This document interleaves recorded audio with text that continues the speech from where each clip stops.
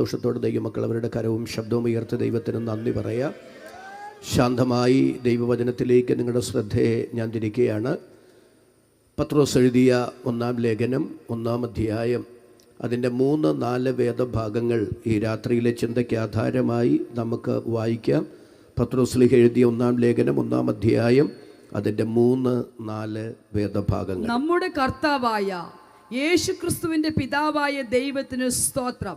അവൻ മരിച്ചവരുടെ ഇടയിൽ നിന്നുള്ള യേശുക്രിസ്തുവിൻ്റെ പുനരുത്ഥാനത്താൽ തൻ്റെ കരുണാധിക്യ പ്രകാരം നമ്മെ ജീവനുള്ള പ്രത്യാശയ്ക്കായി അന്ത്യകാലത്തിൽ വെളിപ്പെടുവാൻ ഒരുങ്ങിയിരിക്കുന്ന രക്ഷയ്ക്ക്. വളരെ നന്ദി. കരവും ശബ്ദവും ഉയർത്തി ഒരിക്കൽ കൂടെ കർത്താവിന് നന്ദി പറയാമോ? ഇനി ആരും ദയവായി വേദപുസ്തകം തിരിച്ചു മറിച്ച് വായിച്ചുകൊണ്ടിരിക്കരുത്. ശാന്തമായി സന്ദേശം ഒന്ന് ശ്രദ്ധിക്കുക. എത്രയും ലളിതവും ശാന്തവുമായി അത് പറയാൻ കഴിയുമോ അത്രയും ലളിതവും ശാന്തവുമായി സന്ദേശം നിങ്ങളോട് പറയണമെന്നാണ് ഞാൻ ആഗ്രഹിക്കുന്നത്. ജീവനുള്ള പ്രത്യാശ, അന്ത്യകാലത്ത് വെളിപ്പെടുവാൻ ഒരുങ്ങിയിരിക്കുന്ന രക്ഷ. എന്താണ് ജീവനുള്ള പ്രത്യാശ? എന്താണ് അന്ത്യകാലത്ത് വെളിപ്പെടുവാൻ ഒരുങ്ങിയിരിക്കുന്ന രക്ഷ? ഈ വിഷയം എന്ത് എന്ന് നാം അറിയണമെങ്കിൽ യേശുക്രിസ്തുവിൻ്റെ 3 വിധ പ്രത്യക്ഷതകൾ എന്ന വിഷയം നാം അറിയേണ്ടിയിരിക്കുന്നു. വായിക്കേണ്ട എബ്രായ ലേഖനം 9-ാം അധ്യായം 24, 26, 28 ഈ 3 വാക്യങ്ങളിലായി യേശുക്രിസ്തുവിൻ്റെ ത്രിവിധ പ്രത്യക്ഷതകൾ പരിശുദ്ധാത്മാവ് രേഖപ്പെടുത്തിയിട്ടുണ്ട്. 1-ാമത്തെ പ്രത്യക്ഷത 26-ാമത്തെ വാക്യത്തിൽ ഇങ്ങനെ വായിക്കുന്നു: യേശുക്രിസ്തു ഒരിക്കൽ പ്രത്യക്ഷനായി. യേശു ഒരിക്കൽ പ്രത്യക്ഷനായി എന്ന പദപ്രയോഗം ഒരു ഭൂതകാല ക്രിയയാണ്. അതൊരു കഴിഞ്ഞകാല സംഭവമാണ്. അത് ഭൂതകാല ക്രിയയെങ്കിൽ, കഴിഞ്ഞകാല സംഭവമെങ്കിൽ ഏതാണ് യേശുവിൻ്റെ ഒരിക്കലായി നടന്ന പ്രത്യക്ഷത? ഇന്നേക്ക് 2026 വർഷങ്ങൾക്ക് പിറകിൽ ഈ അഖിലാണ്ട കടാകത്തിൻ്റെ ഉടയവനും സൃഷ്ടാവും കാരണഭൂതനും നിയന്ത്രണാധാവുമായ മഹാദൈവമായ കർത്താവായ യേശു മനുഷ്യനായി മണ്ണിൽ വെളിപ്പെട്ടതിനെ സംബന്ധിച്ച് തിരുവെടുത്തു പറയുന്നു: യേശു ക്രിസ്തു ഒരിക്കൽ ഇവിടെ പ്രത്യക്ഷനായി. രണ്ടാമത്തേത്, യേശു എന്തിനാണിവിടെ പ്രത്യക്ഷനായത്? 1 തിമോഥെയോസ് 1:15 അറിയാവുന്ന ദൈവമക്കൾ ഒരുമിച്ചൊന്ന് സ്തോത്രം ചെയ്ത് പറയണം: ക്രിസ്തു യേശു പാപികളെ രക്ഷിപ്പാൻ ലോകത്തിൽ വന്നു എന്നുള്ളത്. അടുത്തതിന് അടിവരയിടണം: വിശ്വാസ്യവും എല്ലാവരും അംഗീകരിപ്പാൻ യോഗ്യവുമായ വചനം തന്നെ. അതിൻ്റെ ഗ്രാമീണ ഭാഷ ഇങ്ങനെയാണ്: ക്രിസ്തു യേശു പാപികളെ രക്ഷിപ്പാൻ ലോകത്തിൽ വന്നു എന്നുള്ളത് അതിശയോക്തിയല്ല, അനുമാനമല്ല, കെട്ടുകഥയല്ല, ഊഹാഭോഗമല്ല. അതാർക്കും നിഷേധിക്കാൻ കഴിയാത്ത ചരിത്ര യാഥാർത്ഥ്യമാണ്. അപ്പോൾ യേശു ക്രിസ്തു മനുഷ്യനായി മണ്ണിൽ വെളിപ്പെട്ടു എന്നുള്ളത് ഒരു ചരിത്ര യാഥാർത്ഥ്യമാണെങ്കിൽ, ആ പ്രത്യക്ഷതയ്ക്ക്, ആ വെളിപ്പാടിന്, മണ്ണിലേക്ക് വന്നതിന് ഒരു ഉദ്ദേശ്യമുണ്ടായിരുന്നു. ഏതാണ് ആ ഉദ്ദേശ്യം? പാപികളെ രക്ഷിപ്പാനാണ്. പാപമെന്ന വിഷയം ഇന്ന് രാത്രി മുഴുവൻ നിന്ന് പ്രസംഗിച്ചാലും അധിക പ്രസംഗമാകില്ലെന്നാണ് എൻ്റെ ചിന്ത. പക്ഷേ നമുക്ക് സമയപരിമിതിയുണ്ട് പ്രഭാഷണത്തിന്, അതുകൊണ്ട് ഓടിച്ച് ഞാൻ പോകുകയാണ്. സഹൃദയരെ, പാപത്തോടുള്ള ദൈവത്തിൻ്റെ മനോഭാവം എന്താണ് എന്ന് നാം തിരിച്ചറിഞ്ഞാലേ യേശുക്രിസ്തുവിലൂടെ മനുഷ്യവർഗത്തിന് ദൈവമൊരുക്കിയ പാപപരിഹാരം എത്ര ഉന്നതമാണെന്ന് പിടികിട്ടുകയുള്ളൂ. പാപത്തോടുള്ള ദൈവത്തിൻ്റെ മനോഭാവം എന്താണ്? യിരെമ്യാ പ്രവാചകൻ്റെ പുസ്തകം വായിക്കേണ്ടത് ഞാൻ പറയാം. 17-ാം അധ്യായം 1-ാമത്തെ വാക്യം: യഹൂദയുടെ പാപം, മനുഷ്യൻ്റെ പാപം ഇരുമ്പെഴുത്താണി കൊണ്ടും വജ്രമുന കൊണ്ടും എഴുതി വച്ചിരിക്കുന്നു. മനുഷ്യൻ്റെ പാപം ഇരുമ്പെഴുത്താണി കൊണ്ടും വജ്രമുന കൊണ്ടും എഴുതി വച്ചിരിക്കുന്നു എന്ന് പറഞ്ഞാൽ, സർവശക്തനായ ദൈവം എവിടെയെങ്കിലും അങ്ങനെ മനുഷ്യൻ്റെ പാപം ഇരുമ്പെഴുത്താണി കൊണ്ടും വജ്രമുന കൊണ്ടും എഴുതി വച്ചിരിക്കുന്നു എന്നാണോ അതിൻ്റെ ആശയം? അല്ല. അങ്ങനെ ദൈവം എവിടെയും മനുഷ്യൻ്റെ പാപം ഇരുമ്പെഴുത്താണി കൊണ്ടും വജ്രമുന കൊണ്ടും ഒന്നും എഴുതി വച്ചിട്ടില്ല. അങ്ങനെയാണെങ്കിൽ ആ വാക്കിൻ്റെ അർത്ഥം എന്താണ്? പാപത്തോടുള്ള ദൈവത്തിൻ്റെ മനോഭാവം എന്താണ് എന്ന് നാം തിരിച്ചറിയാൻ പരിശുദ്ധാത്മാവ് ഉപയോഗിച്ചിരിക്കുന്ന ഭാഷാ പദപ്രയോഗമാണ് ഇരുമ്പെഴുത്താണി വജ്രമുന. ആകട്ടെ, ഇരുമ്പെഴുത്താണി കൊണ്ട് എഴുതിയാൽ, വജ്രമുന കൊണ്ട് എഴുതിയാൽ എന്താണ് ഗുണം? ഗുണമെന്താണെന്ന് തിരുവെഴുത്തിൽ നിന്ന് 2 ഉദാഹരണങ്ങൾ നിങ്ങളുടെ മുമ്പിലേക്ക് ഞാൻ കൊണ്ടുവരാം. പഴയ നിയമത്തിലെ ഭക്തശിരോമണികളിൽ അഗ്രഗണ്യനായ മനുഷ്യനായിരുന്നു ഇയ്യോബ്.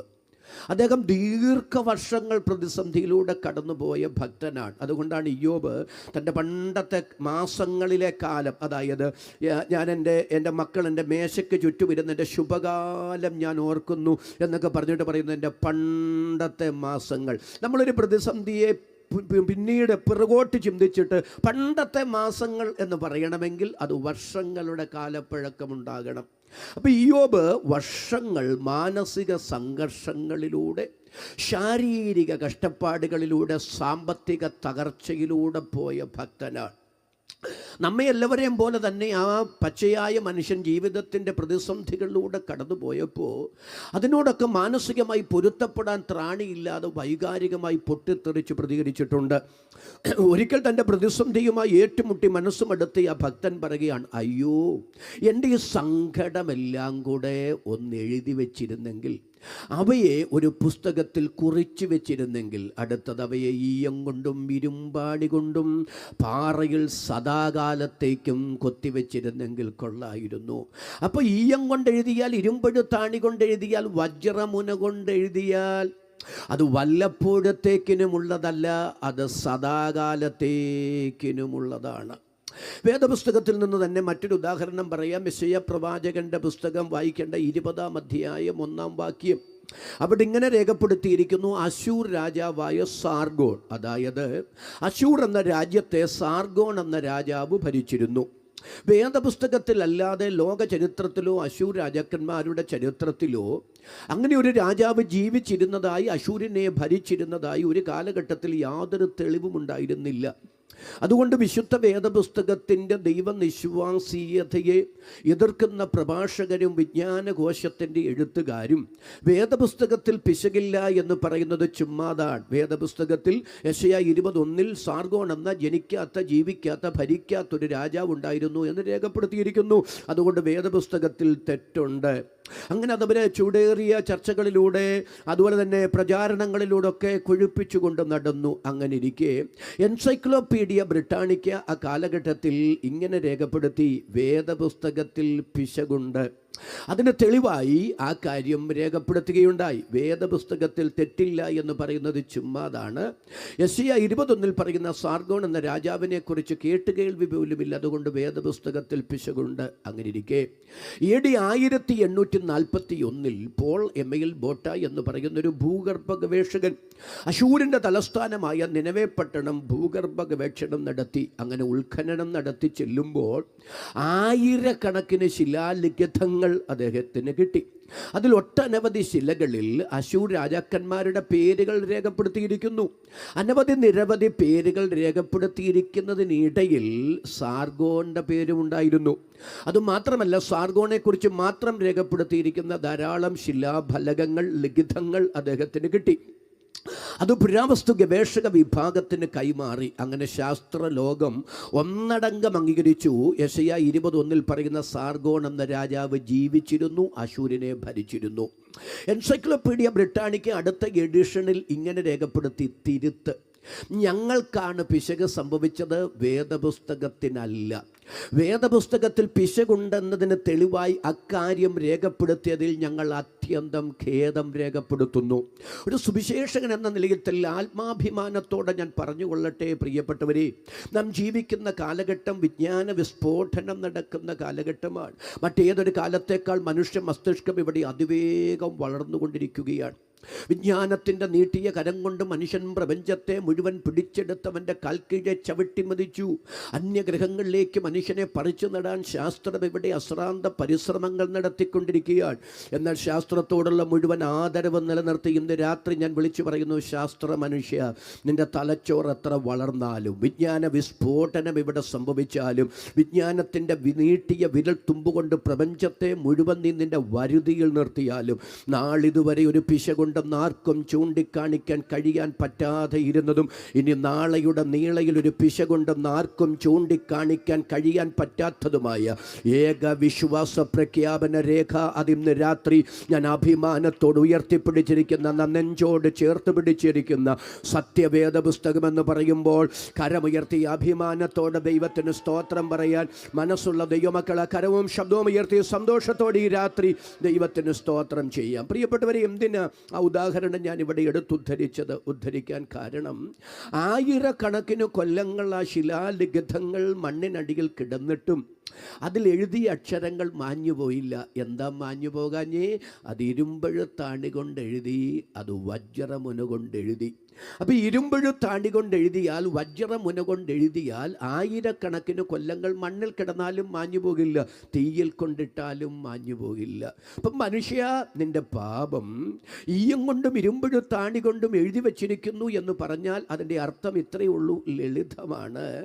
മനുഷ്യൻ്റെ സൂത്രപ്പണി കൊണ്ടൊന്നും എളുപ്പത്തിൽ അവന് മായ്ച്ചു കളയാൻ പറ്റുന്നതല്ല പാപത്തിൻ്റെ കനത്ത കറ.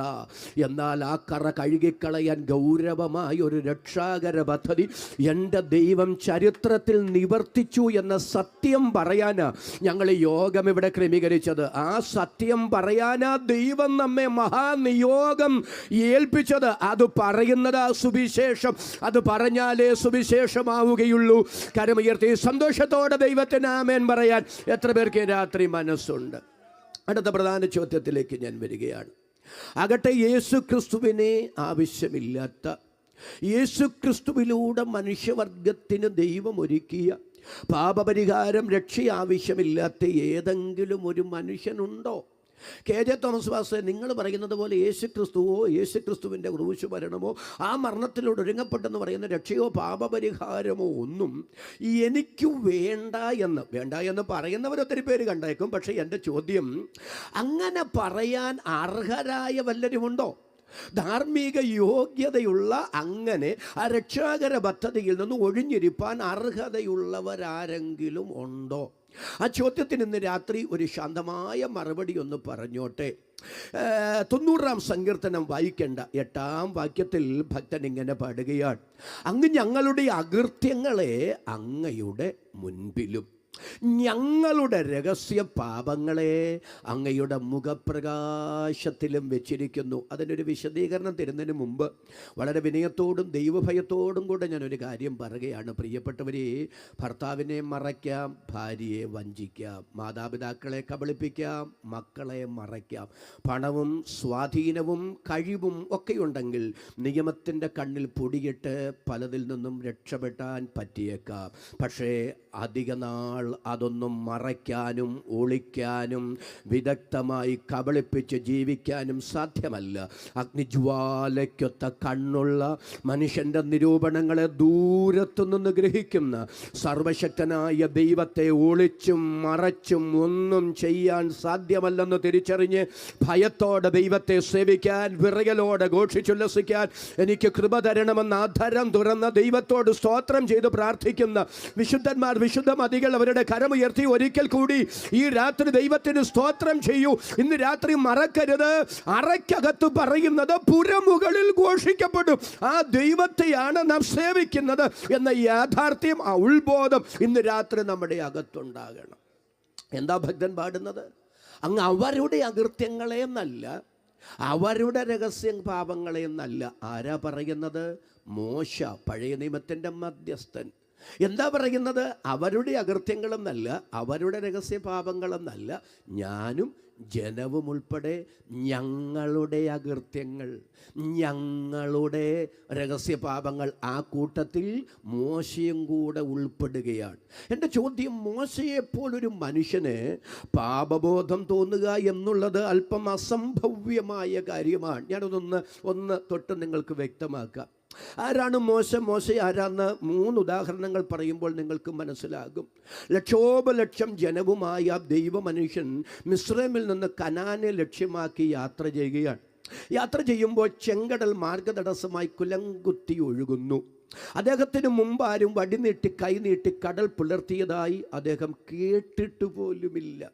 പക്ഷേ ആ ദൈവമനുഷ്യൻ വിശ്വാസത്താൽ കൈ നീട്ടിയപ്പോൾ, വടി നീട്ടിയപ്പോൾ കടൽ രണ്ടായി പിരിഞ്ഞു മാറി. എൻ്റെ ചോദ്യം, എങ്ങനെയാ ചെങ്കടൽ രണ്ടായി പിരിഞ്ഞു മാറിയത്? മോശയുടെ കൈയും വടിയും കണ്ടിട്ടാണോ? അല്ല. യെശയ്യാ പ്രവാചകന്റെ പുസ്തകം 63 പിന്നീട് ആ കാര്യത്തെക്കുറിച്ച് ഇങ്ങനെ രേഖപ്പെടുത്തുന്നു. മോശ തൻ്റെ വലങ്കരം ആ കടലിന് മീതെ നീട്ടിപ്പിടിച്ചപ്പോൾ മറ്റൊരു കരം ആ കരത്തിന് മുകളിൽ വന്നു നിന്നു. ഏത് കരം? ആകാശത്തെ വിരിച്ച, ഭൂമിക്കടിസ്ഥാനമിട്ട് തൻ്റെ ഭക്തനോട് മുൻപോട്ട് പോകാൻ പറഞ്ഞ മഹാദൈവത്തിൻ്റെ കരം ആ ബലഹീന കരത്തിന് മുമ്പിൽ വന്നു നിന്നപ്പോൾ കടൽ രണ്ടായി പിരിഞ്ഞു മാറി. അത് പിന്നീട് 114 സങ്കീർത്തനത്തിൽ ഇങ്ങനെ സങ്കീർത്തനക്കാരൻ രേഖപ്പെടുത്തി. കൃപ ലഭിച്ച ദൈവമക്കൾ അറിയാവുന്ന അവർ ആ ഭാഗമൊന്ന് പറയണം. സമുദ്രം കണ്ടോടി. ഒരുമിച്ചൊരു നല്ല ആമേൻ പറ. സമുദ്രം കണ്ടോടി. ചെങ്കടൽ വിഭാഗിക്കപ്പെട്ടതിനെ കാവ്യാത്മകമായി സങ്കീർത്തനക്കാരൻ അവതരിപ്പിച്ചിരിക്കുകയാണ്. സമുദ്രം കണ്ടോടി. എന്ത് കണ്ടിട്ടോടി? വെറുതെ ഓടിയതല്ല, അതൊരു കാര്യം കണ്ടിട്ടോടിയതാണ്. അതൊരു കാര്യം കണ്ടിട്ട് വിഭജിക്കപ്പെട്ടതാണ്. എന്ത് കണ്ടിട്ടോടി? മോശയുടെ വടി കണ്ടിട്ടാണോ? മോശയുടെ കൈ കണ്ടിട്ടാണോ? അല്ല. സൃഷ്ടാവിൻ്റെ കരം കണ്ടപ്പോൾ, സർവശക്തൻ്റെ കരം കണ്ടപ്പോൾ സമുദ്രം കണ്ടോടിയെങ്കിൽ ഇന്ന് രാത്രി ഞാൻ വിളിച്ചു പറയാം, ദൈവത്തിൻ്റെ നിയോഗത്തിനും ദൈവത്തിൻ്റെ ഇഷ്ടത്തിനും ദൈവശബ്ദത്തിനും മുൻപോട്ട് ചുവടെടുത്ത് വെച്ചിട്ട് പ്രതീക്ഷിക്കാത്ത ഏതെങ്കിലും പ്രതിസന്ധികൾ മുമ്പിൽ വന്ന് നിന്ന് വെല്ലുവിളിച്ച് മനസ്സ് മടുത്ത് ഹൃദയം ക്ഷീണിച്ച് ഇനി എങ്ങനെ മുൻപോട്ട് പോകുമെന്ന് തിരിച്ചറിവില്ലാതെ എല്ലാ വഴികളും അടയപ്പെട്ട് ദൈവിക നിയോഗങ്ങളെ സംശയിച്ച് വച്ച കാല് പിറകോട്ടെടുത്ത് വെച്ചാലോ എന്ന് ആശങ്കാകുലരാകുന്ന ആരെങ്കിലും ഇന്ന് രാത്രി എന്നെ ശ്രദ്ധിക്കുന്നെങ്കിൽ ഞാനൊരു ആത്മനിയോഗത്തോടെ വിളിച്ചു പറയുകയാണ്, മുമ്പിൽ പ്രതീക്ഷിക്കാത്ത പ്രതിസന്ധി വെളിപ്പെട്ടു എന്നുള്ളത് കൊണ്ട് ദൈവം തന്ന നിയോഗങ്ങൾ ഇട്ടെറിഞ്ഞേച്ച് പോകരുത്. ദൈവം തന്ന നിയോഗത്തിൽ പിടിച്ചു നിന്നുകൊള്ളുക. നിങ്ങളുടെ നിയോഗങ്ങൾക്കെതിരെ ചലിക്കുന്ന പ്രതിസന്ധികളുടെ നടുവിൽ സർവശക്തൻ ഇടപെടുന്നത് നിങ്ങളുടെ കണ്ണുകൊണ്ട് നിങ്ങൾ കാണുമെന്ന്, നിങ്ങളതിന് സാക്ഷ്യം വഹിക്കുമെന്ന് ഇന്ന് രാത്രി ദൈവത്തിൻ്റെ പരിശുദ്ധാത്മാവ് ദൈവാലോചന വിളിച്ചു പറയുമ്പോൾ അധരം തുറന്ന് എന്നോട് ചേർന്ന് ശക്തിയോടെ ദൈവത്തിന് സ്തോത്രം പറയാൻ മനസ്സുള്ള എത്ര ദൈവമക്കൾ ഇവിടെ വന്നിട്ടുണ്ട്, അവർക്കായി ഞാൻ ദൈവത്തെ സ്തുതിക്കുന്നു. സമുദ്രം കണ്ടോടി എന്ന് വായിക്കുന്നത് പോലെ ചില പ്രതിസന്ധികൾ നിങ്ങളുടെ മുമ്പിൽ നിന്ന് ഓടി മാറാൻ പോകുകയാണ്. ഇന്ന് രാത്രി പ്രതിസന്ധിയെ കണ്ട് താങ്കൾ ഓടി മാറുകയല്ല, താങ്കൾ പിന്മാറുകയല്ല, താങ്കൾ ഓടുകയല്ല. ചില പ്രതിസന്ധികൾ നിങ്ങളുടെ മുമ്പിൽ നിന്ന് ഓടി മാറാൻ പോകുന്നു എന്ന് ഇന്ന് രാത്രി പരിശുദ്ധാത്മാവ് ദൈവാലോചന വിളിച്ചു പറയുന്നു. എത്ര പേർക്ക് വിശ്വാസത്താൽ എന്നോട് ചേർന്ന് ചങ്കൂറ്റത്തോടെ ആമേൻ പറയാൻ മനസ്സെത്ര പേർക്കുണ്ട്? അവർക്കായി ഞാൻ ദൈവത്തെ സ്തുതിക്കുന്നു. അങ്ങനെ ജനം മറുകര കടന്നു. ഒരു കാര്യമെന്ന് പറയാനാണ്, മോശയ്ക്ക് ശേഷവും അനേകരെ കടൽ പിളർത്തിയതായി തിരുവെഴുത്തിൽ രേഖയുണ്ട്. പക്ഷേ അദ്ദേഹം ചെയ്തതുപോലെ കൈനീട്ടി വടി നീട്ടി കടൽ പിളർത്തിയിട്ടില്ല. അങ്ങനെയാണെങ്കിൽ ഇങ്ങനെ പറയാം, തനിക്ക് മുമ്പോ തനിക്ക് ശേഷമോ മറ്റാരും ചരിത്രത്തിൽ ചെയ്തിട്ടില്ലാത്തൊരത്ഭുതം ചെയ്ത ആളാണ് മോശ. മോശ ആരാണ്? മോശയുടെ പെങ്ങളും മറ്റും ആ ദൈവമനുഷ്യൻ്റെ ഭാര്യയ്ക്കെതിരെ ചില കമൻസ് പാസ്സാക്കി. മോശയുടെ സ്ഥാനത്ത് ഞാനായിരുന്നെങ്കിൽ ദൈവത്തോട് പരിഭവവുമായി ദൈവസന്നിധിയിൽ ചെന്ന് ആവലാതി പറയുമായിരുന്നു, ദൈവമേ 10-30 ലക്ഷം ജനത്തിൻ്റെ നേതാവാ ഞാൻ. എൻ്റെ കൂടപ്പിറപ്പുകൾക്ക് ആ ബോധ്യമില്ലാതെ പോയി. എൻ്റെ വീടിനകത്ത് അവർ കുത്തിത്തിരിപ്പുണ്ടാക്കിയാണ്. എൻ്റെ ഭാര്യയെ സമൂഹമധ്യത്തിൽ കരിവാരി തേക്കുകയാണ്. നാളെ നാട്ടുകാരുടെ പ്രശ്നം തീർക്കാനിരിക്കുമ്പോൾ അവരെന്നോട് പറയും, ആദ്യം വീട്ടിലെ പ്രശ്നം തീർത്തിട്ട് ഞങ്ങളുടെ പ്രശ്നം തീർത്താൽ മതിയെന്ന് പറയും. എൻ്റെ വാ അടപ്പിക്കാൻ ശ്രമിക്കുകയാണ്. അതുകൊണ്ട് ഈ വിഷയത്തിൽ അങ്ങ് ഇടപെട്ടല്ലാതെ ഇനി ഞാൻ വെള്ളം കുടിക്കുകയില്ലെന്നും പറഞ്ഞ് ഞാനാണെങ്കിൽ ദൈവസന്നിധിയിൽ പ്രാർത്ഥിച്ചേനെ, ഉപവസിച്ചേനെ, ആ വിഷയത്തിൽ ഇടപെടാൻ ദൈവത്തോട് ആവശ്യപ്പെട്ടേനെ. പക്ഷേ മോശ ആ വിഷയത്തിൽ ഇടപെടാൻ ദൈവത്തോട് ആവശ്യപ്പെട്ടില്ല. മോശ ആവശ്യപ്പെടാതെ തന്നെ ആ വിഷയത്തിൽ ഇടപെടാൻ ദൈവം തീരുമാനിച്ചു. ഇന്ന് രാത്രി ഞാനൊരു കാര്യം പറയാം, അടിയന്തരമായി ഇടപെടേണ്ട വിഷയമാണെങ്കിൽ അനിവാര്യതയുള്ള ഇടത്ത് നിങ്ങൾ ആവശ്യപ്പെട്ടില്ലെങ്കിൽ പോലും, നിങ്ങൾ ചോദിച്ചില്ലെങ്കിൽ പോലും ഇടപെടാൻ അധികാരമുള്ളൊരു ദൈവത്തെയാണ് ഇന്ന് രാത്രി നാം സേവിക്കുന്നത് ഓർത്ത് അധരങ്ങൾ തുറന്ന് ദൈവത്തിന് നന്ദി പറയാൻ എത്ര പേർക്ക് മനസ്സുണ്ട്? ഈ രാത്രി ഈ ദൂത ഹൃദയത്തിനകത്ത് എഴുതി വെച്ചുകൊള്ളുക. ചില വിഷയങ്ങളിൽ ദൈവം ഇടപെട്ടാലേ പരിഹാരമുള്ളൂ എന്നുണ്ടെങ്കിൽ, നീക്കുപോക്കുള്ളൂ എന്നുണ്ടെങ്കിൽ, നിങ്ങൾ ചിന്തിക്കുന്നതിനേക്കാൾ വേഗതയിൽ, നിങ്ങൾ പ്രതീക്ഷിക്കുന്നതിനേക്കാൾ ശീഘ്രഗതിയിൽ ഒരു ദൈവപ്രവൃത്തി പ്രതീക്ഷിച്ചുകൊള്ളാൻ ഒരു ദൈവപ്രവൃത്തി വെളിപ്പെട്ടു വരുമെന്ന് ഇന്ന് രാത്രി പോഷ്കില്ലാത്ത ദൈവം വചനത്തിൻ്റെ ഉറപ്പ് നിങ്ങൾക്ക് കൈമാറുന്നു. വിശ്വാസത്താൽ യേശുവിൻ്റെ നാമത്തിൽ ഇന്ന് രാത്രി അത് സ്വീകരിച്ചു ഗ്രഹിച്ചു കൊള്ളുക. ദൈവത്തിന് സ്തോത്രം, ദൈവത്തിന് സ്തോത്രം. ആ വിഷയത്തിൽ ദൈവം ഇടപെട്ടു. ദൈവം ഇടപെട്ടിട്ട് ദൈവം മിരിയാമിനെ ശിക്ഷിച്ചു. മിരിയാം കുഷ്ഠരോഗിയായി പോയി. മിരിയാം കുഷ്ഠരോഗിയായി പോയപ്പോൾ മോശ നെഞ്ചുവരിച്ച് കണ്ടോടി ഞാൻ ആരാണെന്ന് ഇപ്പോൾ മനസ്സിലായോടി എന്നൊക്കെ പറഞ്ഞ് സ്വയപുകഴ്ചയ്ക്കൊന്നും പോയില്ല. ദൈവസന്നിധിയിൽ മോശ നിലവിളിക്കുകയാണ്. എന്താ നിലവിളിക്കുന്നത്? ദൈവമേ, മിരിയാമിനോട് ക്ഷമിക്കണമേ എന്ന് പറഞ്ഞ് ദൈവസന്നിധിയിൽ മോശ നിലവിളിക്കുകയാണ്. പ്രിയരെ, ഇന്ന് രാത്രി ഒരു മുറ്റത്ത് കൺവെൻഷനാണെന്നുള്ള ഉത്ബോധം എനിക്കുണ്ട്. എങ്കിലും ഒരു ചോദ്യം ഞാൻ ചോദിക്കുകയാണ്. മനുഷ്യൻ്റെ നിസ്സഹായതയിൽ, അവരുടെ തകർച്ചയിൽ നിങ്ങൾക്കെതിരെ എന്തെല്ലാം ക്രൂരതകൾ ചെയ്തവരാണെങ്കിലും, എന്തെല്ലാം അനീതികൾ കാട്ടിയവരാണെങ്കിലും, ഒരു മനുഷ്യൻ്റെയും തകർച്ചയിൽ അവരെ കുറ്റം പറയാനോ ഹൃദയം കൊണ്ട് സന്തോഷിക്കാനോ ഇടവരരുത്. അങ്ങനെയൊരു സ്വഭാവം നമ്മിലുണ്ടെങ്കിൽ നമ്മൾ രക്ഷിക്കപ്പെട്ടവരല്ല, നമ്മൾ ദൈവമക്കളല്ല. ആത്മീകർക്ക്, രക്ഷിക്കപ്പെട്ടവർക്ക് അങ്ങനെ ചിന്തിക്കാൻ പറ്റില്ല, അങ്ങനെ പറയാൻ പറ്റില്ല. എത്ര പേർക്ക് എന്നോട് ചേർന്ന് ആമേൻ പറയാൻ ഈ രാത്രി കഴിയും? അവർക്കായി ഞാൻ ദൈവത്തെ സ്തുതിക്കുന്നു. എനിവേ, ഒത്തിരി കാര്യം എനിക്കിവിടെ നീട്ടിപ്പരത്തി പറഞ്ഞാൽ കൊള്ളാമെന്നുണ്ടായിരുന്നു. പക്ഷെ ഞാൻ വിശദീകരണത്തിന് മുതിരുന്നില്ല. എങ്കിലും ഞാൻ കൈകൂപ്പി പിടിച്ചു പറയുക കേട്ടോ. അത് അവൻ എന്നോട് അങ്ങനെ പറഞ്ഞതുകൊണ്ട്, അന്ന് അവൾ എന്നോട് അങ്ങനെ ചെയ്തതുകൊണ്ടാ. രാമേനൊന്ന് സന്തോഷത്തോടെ പറഞ്ഞു. ദൈവമക്കൾ എത്രയും പേര് ഇവിടെ വന്നിട്ടില്ലേ? അങ്ങനൊന്നും പറയരുത് കേട്ടോ, പറയരുത് കേട്ടോ. തിന്മയോട് തോൽക്കരുത്. എല്ലാവരും നല്ല ആമേൻ പറഞ്ഞ് തിന്മയോട് തോൽക്കരുത്. നന്മയാൽ തിന്മയെ ജയിക്കണം. മനുഷ്യർ ചെയ്ത ദോഷങ്ങൾ പർവ്വതീകരിച്ച് മനസ്സിൽ കൊണ്ടു നടക്കുകയല്ല, അതിനെയൊക്കെ നിസ്സാരവൽക്കരിച്ച് അവരെന്തെങ്കിലും നന്മ ചെയ്തിട്ടുണ്ടെങ്കിൽ അതിനെ പർവ്വതീകരിക്കേ, അതിനെ കാണ്, അതോർത്ത് ദൈവത്തിന് സ്തോത്രം പറ. അത് കണ്ടു മനുഷ്യനെ സ്നേഹിക്കേ.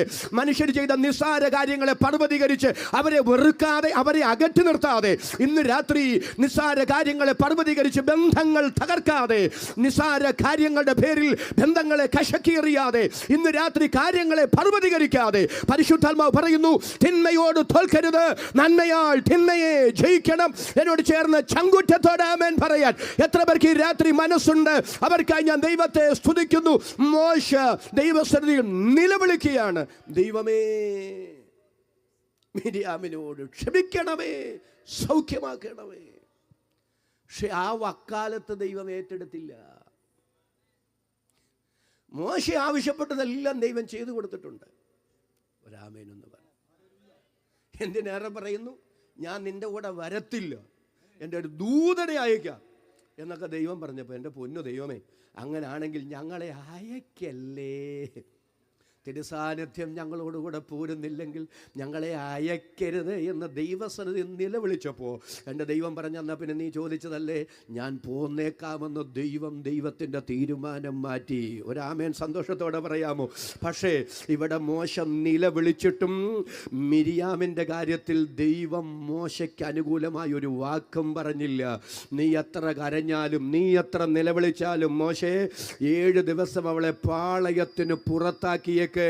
ആ ദൈവ മനുഷ്യന്റെ വക്കാലത്തൊന്നും ദൈവം ഏറ്റെടുത്തില്ല. ഒന്നുകൂടെ പറയാം, മോശയുടെ ഭാര്യയ്ക്കെതിരെ പെങ്ങൾ അതരം ചലിപ്പിച്ചപ്പോൾ അവളെ ശിക്ഷിച്ചുകൊണ്ട് തൻ്റെ ഭക്തനോടുള്ള ഉത്തരവാദിത്വം എന്താണെന്ന് വെളിപ്പെടുത്തിയ ഒരു ദൈവമാണ് ഇന്ന് രാത്രി നാം സ്തോത്രം ചെയ്ത് ആരാധിക്കുന്ന ദൈവമെങ്കിൽ എന്തിനാകുലത, എന്തിന് ഉത്കണ്ഠ, എന്തിന് നാളെയെക്കുറിച്ചുള്ള ഭീതി? എല്ലാവരും ആ കരങ്ങൾ മുകളിലേക്ക് ഉയർത്തിപ്പിടിച്ച് സ്തോത്രം ചെയ്തു പറ, മറ്റാരേക്കാൾ, മറ്റെന്തിനേക്കാൾ എന്നെക്കുറിച്ച് കനത്ത ഉത്തരവാദിത്വ ബോധമുള്ള ഒരു ദൈവത്തെയാണ് ഞാൻ സേവിക്കുന്നത്. 3, ആരാണ് മോശ? മരുഭൂമിയിലൂടെ അവർ യാത്ര ചെയ്യുമ്പോൾ കോരഹന്റെ നേതൃത്വത്തിൽ 250 പേര് ആ ദൈവ മനുഷ്യനെതിരെ രഹസ്യ യോഗം ചേർന്ന് പ്രമേയം പാസാക്കി ഒരു മിടുക്കനായ നേതാവിനെ തെരഞ്ഞെടുത്ത് മിസ്രൈമിലേക്കൊരു മടക്കയാത്രയ്ക്ക് തയ്യാറായി. അന്നത്തെ കാലത്തെ പ്രത്യേകത എന്താണെന്നറിയാമോ? അന്നത്തെ കാലത്തെ പ്രത്യേകത, മരിച്ചവർ മരിച്ചു കഴിയുമ്പം ജീവിച്ചിരിക്കുന്നവർ മരിച്ചവരെ കുഴിവെട്ടി അടക്കുന്ന പതിവാണ് ഉണ്ടായിരുന്നത്. കുമളിയിലും കലയപുരത്തും, വള്ളക്കടവിലും ഇഞ്ചക്കാട്ടും, കൊട്ടാരക്കരയിലും പുനലൂരും, കേരളത്തിൽ എവിടെയും ഒരു കാലത്തും മരിച്ചവർ മരിച്ചു കഴിയുമ്പം മരിച്ചവരെ ജീവിച്ചിരിക്കുന്നവർ കുഴിവെട്ടി അടക്കുന്ന പതിവാണ് ഉണ്ടായിരുന്നത്. പക്ഷെ ഇന്നാരും മരിച്ചിട്ട് കുഴി വെട്ടാൻ പോകണ്ട. സെല്ലും കല്ലറയുമൊക്കെ നിങ്ങളൊരു ഉൾക്കട്ടയൊക്കെ ഒന്ന് മാറ്റി വെച്ചേ, എല്ലാം റെഡിയാണ്. പക്ഷെ പണ്ട് അങ്ങനല്ല. മരുഭൂമിയിലൂടെ അവർ യാത്ര ചെയ്ത് വരുമ്പോൾ അങ്ങനല്ല. മരിച്ചവർ മരിച്ചു കഴിയുമ്പോൾ ജീവിച്ചിരിക്കുന്നവർ മരിച്ചവരെ കുഴിവെട്ടി അടക്കുക. പക്ഷെ മോശയ്ക്കെതിരെ രഹസ്യ യോഗം ചേർന്ന കോരഹം കൂട്ടരും 250 പേരും മരിച്ചില്ല. അവർ മരിച്ചിട്ടും മനുഷ്യരാരും കുഴി വെട്ടേണ്ടി വന്നില്ല. അവർ ജീവനോടിരിക്കെ ഭൂമി തന്നെ ശവക്കുഴി തുറന്ന് അവരെ ജീവനോടെ വിഴുങ്ങിക്കളഞ്ഞു. തൻ്റെ ഭക്തനെതിരെ അതരം ചലിപ്പിച്ചവരെ, തൻ്റെ വിശുദ്ധനെതിരെ വിരൽ ചൂണ്ടിയവരെ, തൻ്റെ അഭിഷക്തനെ തകർക്കാൻ അദ്ദേഹം അറിയാതെ കരുനീക്കങ്ങൾ നടത്തിയവരെ ചരിത്രത്തിൽ മറ്റാരെയും ശിക്ഷിക്കാത്ത നിലയിൽ ശിക്ഷിച്ചുകൊണ്ട് തൻ്റെ വിശുദ്ധനോടുള്ള ദൈവത്തിൻ്റെ നീതി എൻ്റെ ദൈവം വെളിപ്പെടുത്തിയ ദൈവമാണെങ്കിൽ ഇന്ന് രാത്രി ഞാൻ വിളിച്ചു പറയാം, ദോഷത്തിന് പകരം ദോഷങ്ങളും ശകാരങ്ങൾക്ക് പകരം ശകാരങ്ങളും തന്ത്രങ്ങൾക്ക് പകരം മറുതന്ത്രങ്ങളും മെനയാതെ നീതിയോടെ വിധിക്കുന്ന ദൈവത്തിൻ്റെ കയ്യിൽ നിങ്ങളുടെ കാര്യം എറിഞ്ഞുകൊടുത്ത് ക്ഷമയോടെ കാത്തിരിക്കുമെങ്കിൽ സമയം വരുമ്പോൾ നീതിയോടെ വിധിച്ച് നമ്മുടെ നീതിയെ മധ്യാഹ്നം പോലെ പ്രകാശിപ്പിക്കാൻ വിശ്വസ്തനായൊരു ദൈവം ഇന്ന് രാത്രി ഉയരത്തിൽ ജീവിക്കുന്നു എന്ന് തിരിച്ചറിഞ്ഞ് അധരം തുറന്ന് ദൈവസന്നിധിയിൽ കരമുയർത്തി സ്തോത്രം പറയാൻ എത്ര പേർക്ക് ഈ രാത്രി മനസ്സുണ്ട്?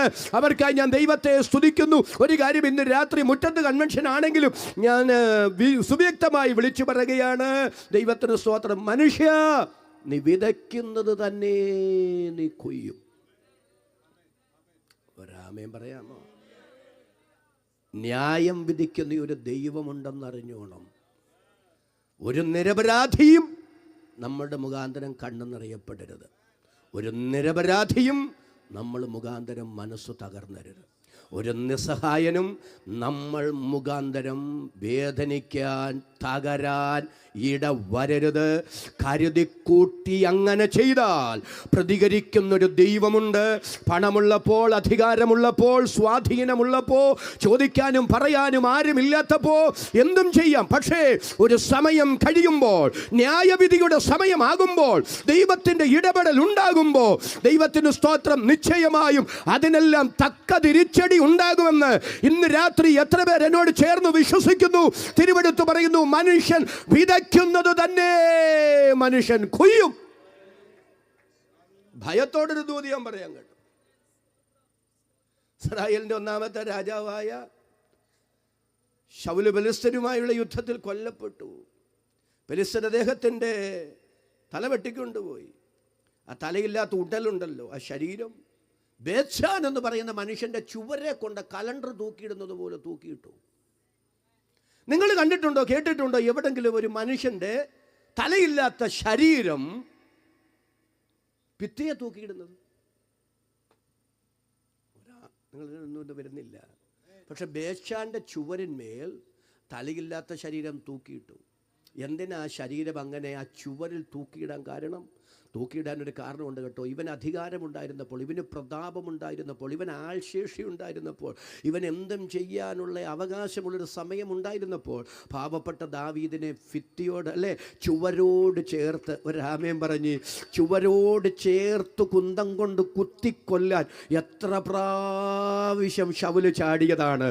ചുവരോട് ചേർത്ത് ദാവീദിനെ കുന്തം കൊണ്ട് കുത്തിക്കൊല്ലാൻ ചാടിയ ശൗലിന് അതേ നാണയത്തിൽ സമയത്ത് ചരിത്രത്തിൽ എൻ്റെ ദൈവം തിരിച്ചടി കൊടുത്തപ്പോൾ അവൻ്റെ തലയില്ലാത്ത ശരീരം ഭിത്തിയിൽ തൂക്കിക്കൊണ്ട് എൻ്റെ ദൈവം പ്രതികാരം നടത്തിയെങ്കിൽ, എൻ്റെ ദൈവം ന്യായം വിധിച്ചെങ്കിൽ, ഇന്ന് രാത്രി വിളിച്ചു പറയുകയാണ്, ആരോഗ്യമുള്ളപ്പോൾ, പണമുള്ളപ്പോൾ, പ്രതാപമുള്ളപ്പോൾ, അധികാരമുള്ളപ്പോൾ, സ്വാധീനമുള്ളപ്പോൾ, ചോദിക്കാനും പറയാനും ആരുമില്ല, എന്തും ചെയ്യാമെന്ന് ആരും ചിന്തിക്കരുത്.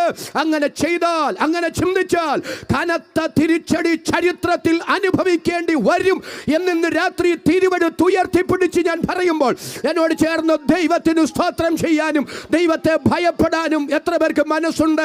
കരങ്ങൾ ഞാൻ ഒന്നുകൂടെ കരട്ടെ, കരവും ശബ്ദവും ഉയർത്തി ദൈവത്തിന് സ്തോത്രം ചെയ്യാം. ഈ രാത്രി ഞാൻ ആവർത്തിച്ച് പറയുന്നു, ദൈവത്തെ ഭയപ്പെടുക. ആ മനുഷ്യനാ മോശ എന്ന് ഞാൻ പറഞ്ഞത്. അദ്ദേഹമാ പറയുന്നത്, അങ്ങ് ഞങ്ങളുടെ അകൃത്യങ്ങളെ അങ്ങയുടെ മുൻപിലും ഞങ്ങളുടെ രഹസ്യ പാപങ്ങളെ അങ്ങയുടെ മുഖപ്രകാശത്തിലും വെച്ചിരിക്കുന്നു. മോശയെപ്പോലൊരു മനുഷ്യന് പാപബോധം തോന്നുക അതല്പ അസംഭവ്യമായ കാര്യമല്ലേ? നമുക്ക് മോശയോട് ചോദിക്കാം, മോശയെ താങ്കൾക്ക് പാപബോധം തോന്നുന്നുണ്ടോ? മോശ പറയും, ഉവ്വ്, എനിക്ക് പാപബോധം തോന്നുന്നുണ്ട്. പാപബോധം മോശയ്ക്ക് തോന്നാനൊരു കാരണമുണ്ട്. ഈ 90-ാം സങ്കീർത്തനം അദ്ദേഹം എഴുതുന്നത് ഒരു പ്രത്യേക പശ്ചാത്തലത്തിലാണ്. തൻ്റെ ജ്യേഷ്ഠ സഹോദരനായ അഹരോൻ മരിച്ചു. അഹരോൻ്റെ മൃതശരീരം ശവമഞ്ചത്തിനകത്ത് വെട്ടിയിട്ടൊരു മരക്കഷണം പോലെ നിശ്ചലമായി കിടക്കുകയാണ്. ആ ശരീരത്തിന് മുമ്പിൽ നിൽക്കുമ്പോഴാണ് മോശ ഒരു കാര്യം ഓർക്കുന്നത്. ഉൽപ്പത്തി, പുറപ്പാട്, ലേവ്യ, സംഖ്യ, ആവർത്തനങ്ങൾ, പഞ്ചഗ്രന്ഥങ്ങൾ എഴുതിയ ആളും മോശയാണ്. പഞ്ചഗ്രന്ഥങ്ങൾ മോശ എഴുതി വരുമ്പോൾ ആദിയിൽ ആദാമിനോട് ദൈവം പറഞ്ഞ കൽപ്പന, ഏത് കൽപ്പന? ഈ വൃക്ഷഫലം നീ തിന്നരുത്, തിന്നാൽ തിന്നുന്ന നാളിൽ നീ മരിക്കും. പാപത്തിൻ്റെ ശമ്പളമായ മരണത്തെക്കുറിച്ച് ആദിയിൽ ആദാമിനോട് ദൈവം പറഞ്ഞ കൽപ്പന പിൽക്കാലത്ത് പുസ്തകത്തിൽ എഴുതിയ ആളും മോശയാണ്. പാപത്തിൻ്റെ ശമ്പളമായ മരണത്തെക്കുറിച്ച് പുസ്തകത്തിൽ എഴുതിയപ്പോൾ മരണമെത്ര ഭയാനകമാണെന്ന്, വേർപാടെത്ര വേദനാജനകമാണെന്ന് മോശയ്ക്ക് പിടികിട്ടിയില്ല, അങ്ങ് എഴുതി വിട്ടു. എന്നാൽ സ്വന്തം ജ്യേഷ്ഠൻ മരിച്ചു കിടക്കുമ്പോൾ ആ നിർജീവമായ ശരീരത്തിന് മുമ്പിൽ നിൽക്കുമ്പോഴാണ് മരണമെത്ര ഭയാനകമാണെന്ന്, വേർപാടെത്ര വേദനാജനകമാണെന്ന് മോശയ്ക്ക് പിടികിട്ടിയത്. എൻ്റെ ജ്യേഷ്ഠന് കിടപ്പ് കിടക്കാൻ കാരണം പാപമാണ്. പാപത്തിൻ്റെ ശമ്പളമാണ് മരണം. പാപിയായതുകൊണ്ടാണ് അവൻ മരിക്കേണ്ടി വന്നത്. ഇന്ന് അവനാണ് ഇങ്ങനെ കിടക്കുന്നതെങ്കിൽ ഇന്നല്ലെങ്കിൽ നാളെ, നാളെ അല്ലെങ്കിൽ മറ്റൊരിക്കൽ ഞാനും ഇങ്ങനെ കിടക്കേണ്ടി വരും. ഞാനും അങ്ങനെ കിടക്കേണ്ടി വരുന്നെങ്കിൽ അതിൻ്റെ അർത്ഥം ഞാനും പാപിയാണെന്നാണ്. ഇന്ന് രാത്രി വീടുകളിലോ വീഥികളിലോ ശബ്ദവാഹിനിയിൽ അവിടെവിടങ്ങളായി എന്നെ ശ്രദ്ധിക്കുന്ന മാന്യ ശ്രോതാക്കളോട് ഞാൻ പറയുന്നു, നിങ്ങൾക്ക് യേശു ക്രിസ്തുവിനെ വേണ്ട. യേശു ക്രിസ്തുവിലൂടെ ദൈവം ഒരുക്കിയ പാപപരിഹാരം, രക്ഷ നിങ്ങൾക്ക് വേണ്ട. നിങ്ങൾ അതിൽ നിന്ന് ഒഴിവ് കഴിവുള്ളവരാണ്. എങ്ങനെയുള്ളവരാണെങ്കിൽ? നിങ്ങൾ മരിക്കാൻ സാധ്യതയില്ലാത്തവരാണെങ്കിൽ, ഹല്ലേലൂയ, മരണം നിങ്ങൾക്കുണ്ടാകില്ല എന്നുറപ്പുണ്ടെങ്കിൽ നിങ്ങൾക്ക് യേശു ക്രിസ്തുവിനെ വേണ്ട. യേശു ക്രിസ്തുവിലൂടെ ദൈവം ഒരുക്കിയ പാപപരിഹാരവും വേണ്ട. എന്നാൽ ഇന്നല്ലെങ്കിൽ നാളെ, നാളെ അല്ലെങ്കിൽ മറ്റൊരിക്കൽ മരണത്തിൻ്റെ മുമ്പിൽ നിസ്സഹായിയായി കീഴ്പ്പെട്ട് വിധേയപ്പെട്ട് കൊടുക്കേണ്ട വ്യക്തിത്വമാണ് താങ്കളെങ്കിൽ ഇന്ന് രാത്രി സ്നേഹിതരെ, നിങ്ങൾ യേശു ക്രിസ്തുവിൻ്റെ രക്ഷാകര പദ്ധതിയിൽ നിന്ന്, പാപപരിഹാര സ്വീകാര്യതയിൽ നിന്ന് ഒഴിവുള്ളവരല്ല. കാരണം റോമാലേഖനം 5:12 ഒരിക്കൽ കൂടെ ദൈവമക്കൾ ഒരുമിച്ചൊന്ന് സ്തോത്രം ചെയ്ത് പറഞ്ഞ്, അതുകൊണ്ട് ഏക മനുഷ്യനാൽ പാപവും പാപത്താൽ മരണവും ലോകത്തിൽ പ്രവേശിച്ചു. ഇങ്ങനെ എല്ലാവരും പാപം ചെയ്യുകയാൽ മരണം സകലരിലും പരന്നിരിക്കുന്നു. അപ്പൊ എല്ലാവരും പാപികളായതുകൊണ്ടാണ് എല്ലാവരും മരിക്കേണ്ടി വരുന്നത്. എല്ലാവരും മരിക്കേണ്ടവരാണെങ്കിൽ എല്ലാവരും പാപികളാണ്. എല്ലാവരും പാപികളാണെങ്കിൽ എല്ലാ പാപികൾക്കും പാപപരിഹാരത്തിന് ഒന്നല്ലാതെ മറ്റൊരു രക്ഷാമാർഗമില്ല. ആ ഏക രക്ഷാമാർഗം എന്നോട് ചേർന്ന് കരമുയർത്തി പിടിച്ച് വിശുദ്ധന്മാർ, വിശുദ്ധമതികൾ ഒരുമിച്ച് സ്തോത്രം ചെയ്തു പറയാം, അത് കർത്താവായ യേശു ക്രിസ്തുവാണ്. അതുകൊണ്ടാണ് തിരുവെഴുത്ത് പറയുന്നത്, മറ്റൊരുത്തനിലും രക്ഷയില്ല. ഞാൻ രക്ഷിക്കപ്പെടുവാൻ ആകാശത്തിന്റെ കീഴിൽ മനുഷ്യരുടെ ഇടയിൽ രക്ഷയ്ക്കായി നൽകപ്പെട്ട ഏകനാമം അത് കർത്താവായ യേശു ക്രിസ്തുവിന്റെ നാമമാണ്. ഇനി യേശു ക്രിസ്തുവിലൂടെ മനുഷ്യവർഗത്തിന് ദൈവം എങ്ങനെയാണ് ആ പാപപരിഹാര മാർഗം ഒരുക്കിയത്? കൊരിന്ത്യർക്ക് എഴുതിയ 2-ാം ലേഖനം 5-ാം അധ്യായം 21-ാമത്തെ വാക്യം ഒന്ന് വായിക്കാമോ? കൊരിന്ത്യർക്ക് എഴുതിയ 2-ാം ലേഖനം 5-ാം അധ്യായം 21-ാമത്തെ വാക്യം. പാപമറിയാത്തവനെ നാം അവനിൽ ദൈവത്തിന് നീതിയാകേണ്ടതിന് അവൻ നമുക്ക് വേണ്ടി പാപമറിയാത്ത കർത്താവായ യേശു ക്രിസ്തുവിനെ നാം അദ്ദേഹത്തിൽ ദൈവത്തിൻ്റെ നീതിയാകേണ്ടുന്നതിന് പിതാവായ ദൈവം യേശു ക്രിസ്തുവിനെ നമുക്ക് വേണ്ടി പാപമാക്കി. എത്ര പേർക്ക് അത് അതിൻ്റെ ശരിയായ അർത്ഥത്തിൽ മനസ്സിലായി എന്നെനിക്കറിയില്ല. അതുകൊണ്ട് ഞാൻ ആദ്യമായിട്ട് സുവിശേഷം കേൾക്കുന്നവരാണെങ്കിൽ പോലും നിങ്ങൾക്ക് മനസ്സിലാകുന്നത് പോലെ അത് ലളിതവൽക്കരിച്ചു തരാം. നമുക്കറിയാം, 4-ാം ലോക സാമ്രാജ്യമായ റോമൻ സാമ്രാജ്യത്തിൻ്റെ ഭരണഘടനയുടെ ചുവട് പിടിച്ചാണ് ബ്രിട്ടീഷുകാരുടെ ഭരണഘടന നിലവിൽ വന്നത്. ബ്രിട്ടീഷുകാരുടെയൊക്കെ ഭരണഘടനയുടെ നല്ല അംശങ്ങൾ കൂടി ഒപ്പിയെടുത്താണ് ഇന്ത്യ മഹാരാജ്യത്തിൻ്റെ ഭരണഘടന ക്രോഡീകരിച്ചത്. നമ്മുടെ ഭരണഘടനാ ശില്പികളൊക്കെ വിഭാവന ചെയ്ത ഒരു യാഥാർത്ഥ്യമുണ്ട്. 1000 കുറ്റവാളികൾ രക്ഷപ്പെട്ടാലും ഒരു നിരപരാധി ശിക്ഷിക്കപ്പെടാൻ പാടില്ല. അത് ഇന്നും ഇന്നലെയും തുടങ്ങിയ നിയമമല്ല. 2000-ലേറെ വർഷങ്ങൾ പഴക്കമുണ്ട് ആ നിയമത്തിന്. അത് റോമൻ സാമ്രാജ്യത്തിൻ്റെ കാലത്ത് തുടങ്ങിയതാണ്. 1000 കുറ്റവാളികൾ രക്ഷപ്പെട്ടാലും ഒരു നിരപരാധി ശിക്ഷിക്കപ്പെടാൻ പാടില്ല. പ്രമാദമായ ചില കേസുകളിൽ പ്രതിയെന്ന് സംശയിക്കുന്നവരെ പോലീസ് അറസ്റ്റ് ചെയ്യുന്നു. അവസാനം കോടതിയിലേക്ക് കേസ് ചാർജ് ചെയ്യുന്നു, വാദപ്രതിവാദങ്ങൾ നടത്തുന്നു. അവസാനം നീതിപീഠം വിധിക്കുകയാണ്. അങ്ങനെയുള്ള പ്രമാദമായ ചില കേസുകളിൽ സമൂഹത്തിൻ്റെ ധാർമ്മിക രോക്ഷം അണപൊട്ടി ഒഴുകും. സമൂഹത്തിലുള്ള നമ്മളൊക്കെ പറയും, ഇനി ഇത് സമൂഹത്തിൽ മറ്റാരും ചെയ്യാത്ത നിലയിൽ, ആവർത്തിക്കാത്ത നിലയിൽ അവർക്ക് കനത്ത താക്കീതായി ഇവർക്ക് കടുത്ത ശിക്ഷ കൊടുക്കണം. അങ്ങനെ കടുത്ത ശിക്ഷ കിട്ടുമെന്ന് പ്രതീക്ഷിച്ച് കണ്ണിൽ എണ്ണ ഒഴിച്ച് കാത്തിരിക്കുന്ന സന്ദർഭങ്ങളിൽ ചിലപ്പോഴെങ്കിലും നമ്മുടെ പ്രതീക്ഷകൾക്ക് ഘടകവിരുദ്ധമായി ബഹുമാനപ്പെട്ട നീതിപീഠം പറയാറുണ്ട്, സംശയാതീതമായി പ്രതി കുറ്റക്കാരനെന്ന് പ്രോസിക്യൂഷൻ തെളിയിക്കാൻ കഴിയാഞ്ഞതുകൊണ്ട് പ്രതിയെ വെറുതെ വിട്ടിരിക്കുന്നു. അപ്പോഴും നമ്മുടെ ധാർമ്മിക രോഷം ഉയരും. നമ്മൾ പറയും, നീതിപീഠം ഇങ്ങനെ തുടങ്ങിയാൽ മനുഷ്യൻ്റെ നിലനിൽപ്പ് തന്നെ എന്തായി തീരും എന്നൊക്കെ ആശങ്ക നമ്മൾ പങ്കുവയ്ക്കാറുണ്ട്. പക്ഷേ നമ്മുടെ വികാരങ്ങൾക്കനുസരിച്ച് കോടതിക്ക് പ്രവർത്തിക്കാൻ സാധ്യമല്ല. മുമ്പിൽ നിൽക്കുന്ന പ്രതി, വിസ്തരിക്കപ്പെട്ട പ്രതി 100% കുറ്റവാളിയാണെന്ന് ഉത്തമ ബോധ്യം വേണം. അല്ല, ഒരു 80% കുറ്റവാളിയാണെന്നൊക്കെ ഏകദേശ ധാരണയുണ്ട്. പക്ഷെ ചിലതും കൂടെ ഒത്തുവരാനുണ്ട്. സംശയം അവശേഷിക്കുന്നു. അങ്ങനെയുള്ളപ്പോൾ നമ്മുടെ ഭരണഘടന പറയുകയാണ്, വെറുതെ വിട്ടേര്. കാരണം 1000 കുറ്റവാളികൾ രക്ഷപ്പെട്ടാലും ഒരു നിരപരാധി ശിക്ഷിക്കപ്പെടാൻ പാടില്ല. നിരപരാധിക്ക് അത്ര സംരക്ഷണമാണ് ഭരണഘടന കൊടുക്കുന്നത്. അത് ഇവിടെ തുടങ്ങിയതല്ലെന്നാണ് ഞാൻ പറഞ്ഞത്. അത് റോമൻ സാമ്രാജ്യത്തിൻ്റെ കാലത്ത് തുടങ്ങിയതാണ്. ആ സാമ്രാജ്യം നിരപരാധികൾക്ക് അത്ര വലിയ പ്രാധാന്യമാണ് നൽകിയിരുന്നത്. അങ്ങനെയാണെങ്കിൽ ആ ഭരണഘടന നിലവിലിരിക്കുന്ന സമയത്ത് യഹൂദ മഹാപുരോഹിതന്മാരായ ഹന്നാവും കയ്യപ്പാവും മതകോടതിയായ സന്നദ്രിയും സംഘവും പീലാത്തോസും ഹേരോദാവും എന്തിനേറെ പറയുന്നു, പീലാത്തോസ് മാത്രം യേശുവിനെ 3 പ്രാവശ്യം വിസ്തരിച്ചു. അതുകൊണ്ട് തിരുവെടുത്ത് പറയുന്നത്, 3ാമതും പീലാത്തോസ് അവരോട് തിരിച്ചും മറിച്ചും തിരിച്ചും ആ നീതിപീഠങ്ങളൊക്കെ വിധിച്ചു വിസ്തരിച്ചു. യേശു കുറ്റവാളിയല്ലെന്ന് കണ്ടെത്തി. അവസാനം പീലാത്തോസ് എന്ന ന്യായാധിപൻ പൊതുസമൂഹത്തോട് പറയുകയാണ്, യേശു ക്രിസ്തു നിരപരാധിയാണ്. യേശു യാതൊരു കുറ്റവും ചെയ്തിട്ടില്ല. പ്രബുദ്ധരായ നാട്ടിലെ മാന്യ ശ്രോതാക്കളോട് ഞാൻ ചോദിക്കുന്നു, യേശു നിരപരാധി, കുറ്റം ചെയ്തിട്ടില്ല എന്ന് പറഞ്ഞിട്ട് അടുത്തത് നീതിബോധ ശബ്ദമായി നീതിന്യായ കോടതി എന്താണ് വിധി പറയേണ്ടത്? ഇദ്ദേഹത്തെ വെറുതെ വിടുന്നു എന്നല്ലേ? അതല്ലേ സാമാന്യ നീതിബോധമായി അവിടെ മുഴങ്ങേണ്ട ശബ്ദം അല്ല. യേശു ക്രിസ്തുവിനെ ശിക്ഷിക്കണമെന്ന്, ക്രൂശിക്കണമെന്ന് നിർബന്ധമുണ്ടെന്നിരിക്കട്ടെ, നിരപരാധി എന്ന് പറഞ്ഞിട്ടാണോ, കുറ്റം ചെയ്തിട്ടില്ലെന്ന് പറഞ്ഞിട്ടാണോ ക്രൂശിക്കാൻ വിട്ടുകൊടുക്കേണ്ടത്? സമൂഹത്തിൻ്റെ കണ്ണിൽ പൊടിയിടാനെങ്കിലും ഇന്നത് യേശുവിലുണ്ടെന്ന് കെട്ടിച്ചമയ്ക്കുകയെങ്കിലും ചെയ്യണ്ടേ? പക്ഷേ ഇന്ന് രാത്രി ഞാൻ അഭിമാനത്തോടെ വിളിച്ചു പറയും, മനുഷ്യൻ്റെ കണ്ണിൽ പൊടിയിടാൻ, കെട്ടിച്ചമയ്ക്കാൻ പോലും ആർക്കും ഒരു കോടതിക്കും ഒരു പഴുതും കൊടുക്കാതെ ഈ മണ്ണിൽ ജീവിച്ച പവിത്ര വ്യക്തിത്വ വിശേഷമാണ് നസ്രയനായ യേശു ക്രിസ്തു. ആ പവിത്ര നാമം നമ്മുടെ ആധാരത്തിലെടുക്കാൻ, ആ സന്ദേശത്തിന്റെ വ്യക്തമായി നിൽക്കാൻ അവസരം തന്ന, ആയുസ് തന്ന എൻ്റെ ദൈവത്തിന് സ്തോത്രമെന്ന് അണപൊട്ടി ഒഴുകുന്ന ആവേശത്തിൽ പറയാൻ മനസ്സുള്ള വിശുദ്ധരുടെ കരം ഞാൻ ഒന്നുകൂടെ കനട്ട കരവും ശബ്ദവും ഉയർത്തി ഈ രാത്രി ദൈവത്തിന് നന്ദി പറയാം. പീലാത്തോസ് പറയുന്നു, യേശു നിരപരാധിയാണ്, യേശു യാതൊരു കുറ്റവും ചെയ്തിട്ടില്ല. പക്ഷേ അടുത്തത് പറയുന്നത്, യേശുവിനെ വെറുതെ വിടുന്നു എന്നല്ല, നിങ്ങൾ കൊണ്ടുപോയി ക്രൂശിക്കുക. എന്തുകൊണ്ട് നിരപരാധി എന്ന് പറഞ്ഞിട്ട്, കുറ്റം ചെയ്തിട്ടില്ലെന്ന് പറഞ്ഞിട്ട് വെറുതെ വിടാതെ യേശുവിനെ ക്രൂശിക്കാൻ വിട്ടുകൊടുത്തു? അതിൻ്റെ മർമ്മം നിങ്ങൾ അറിയണം. അത് പീലാത്തോസിൻ്റെ തീരുമാനമായിരുന്നില്ല, പിന്നെ അത് സ്വർഗീയ കോടതിയുടെ നിർണയമായിരുന്നു. അപ്പോസ്തല പ്രവർത്തകരുടെ പുസ്തകം 2-ാം അധ്യായത്തിൽ പത്രോസ് അത് പറയുന്നുണ്ട്. ഹേരോദാവും പീലാത്തോസും യഹൂദ മൂപ്പന്മാരും ഒക്കെ ദൈവത്തിൻ്റെ കാര്യപരിപാടിയിലെ, ദൈവത്തിന് സ്തോത്രം, പ്രവർത്തകർ മാത്രമായിരുന്നു.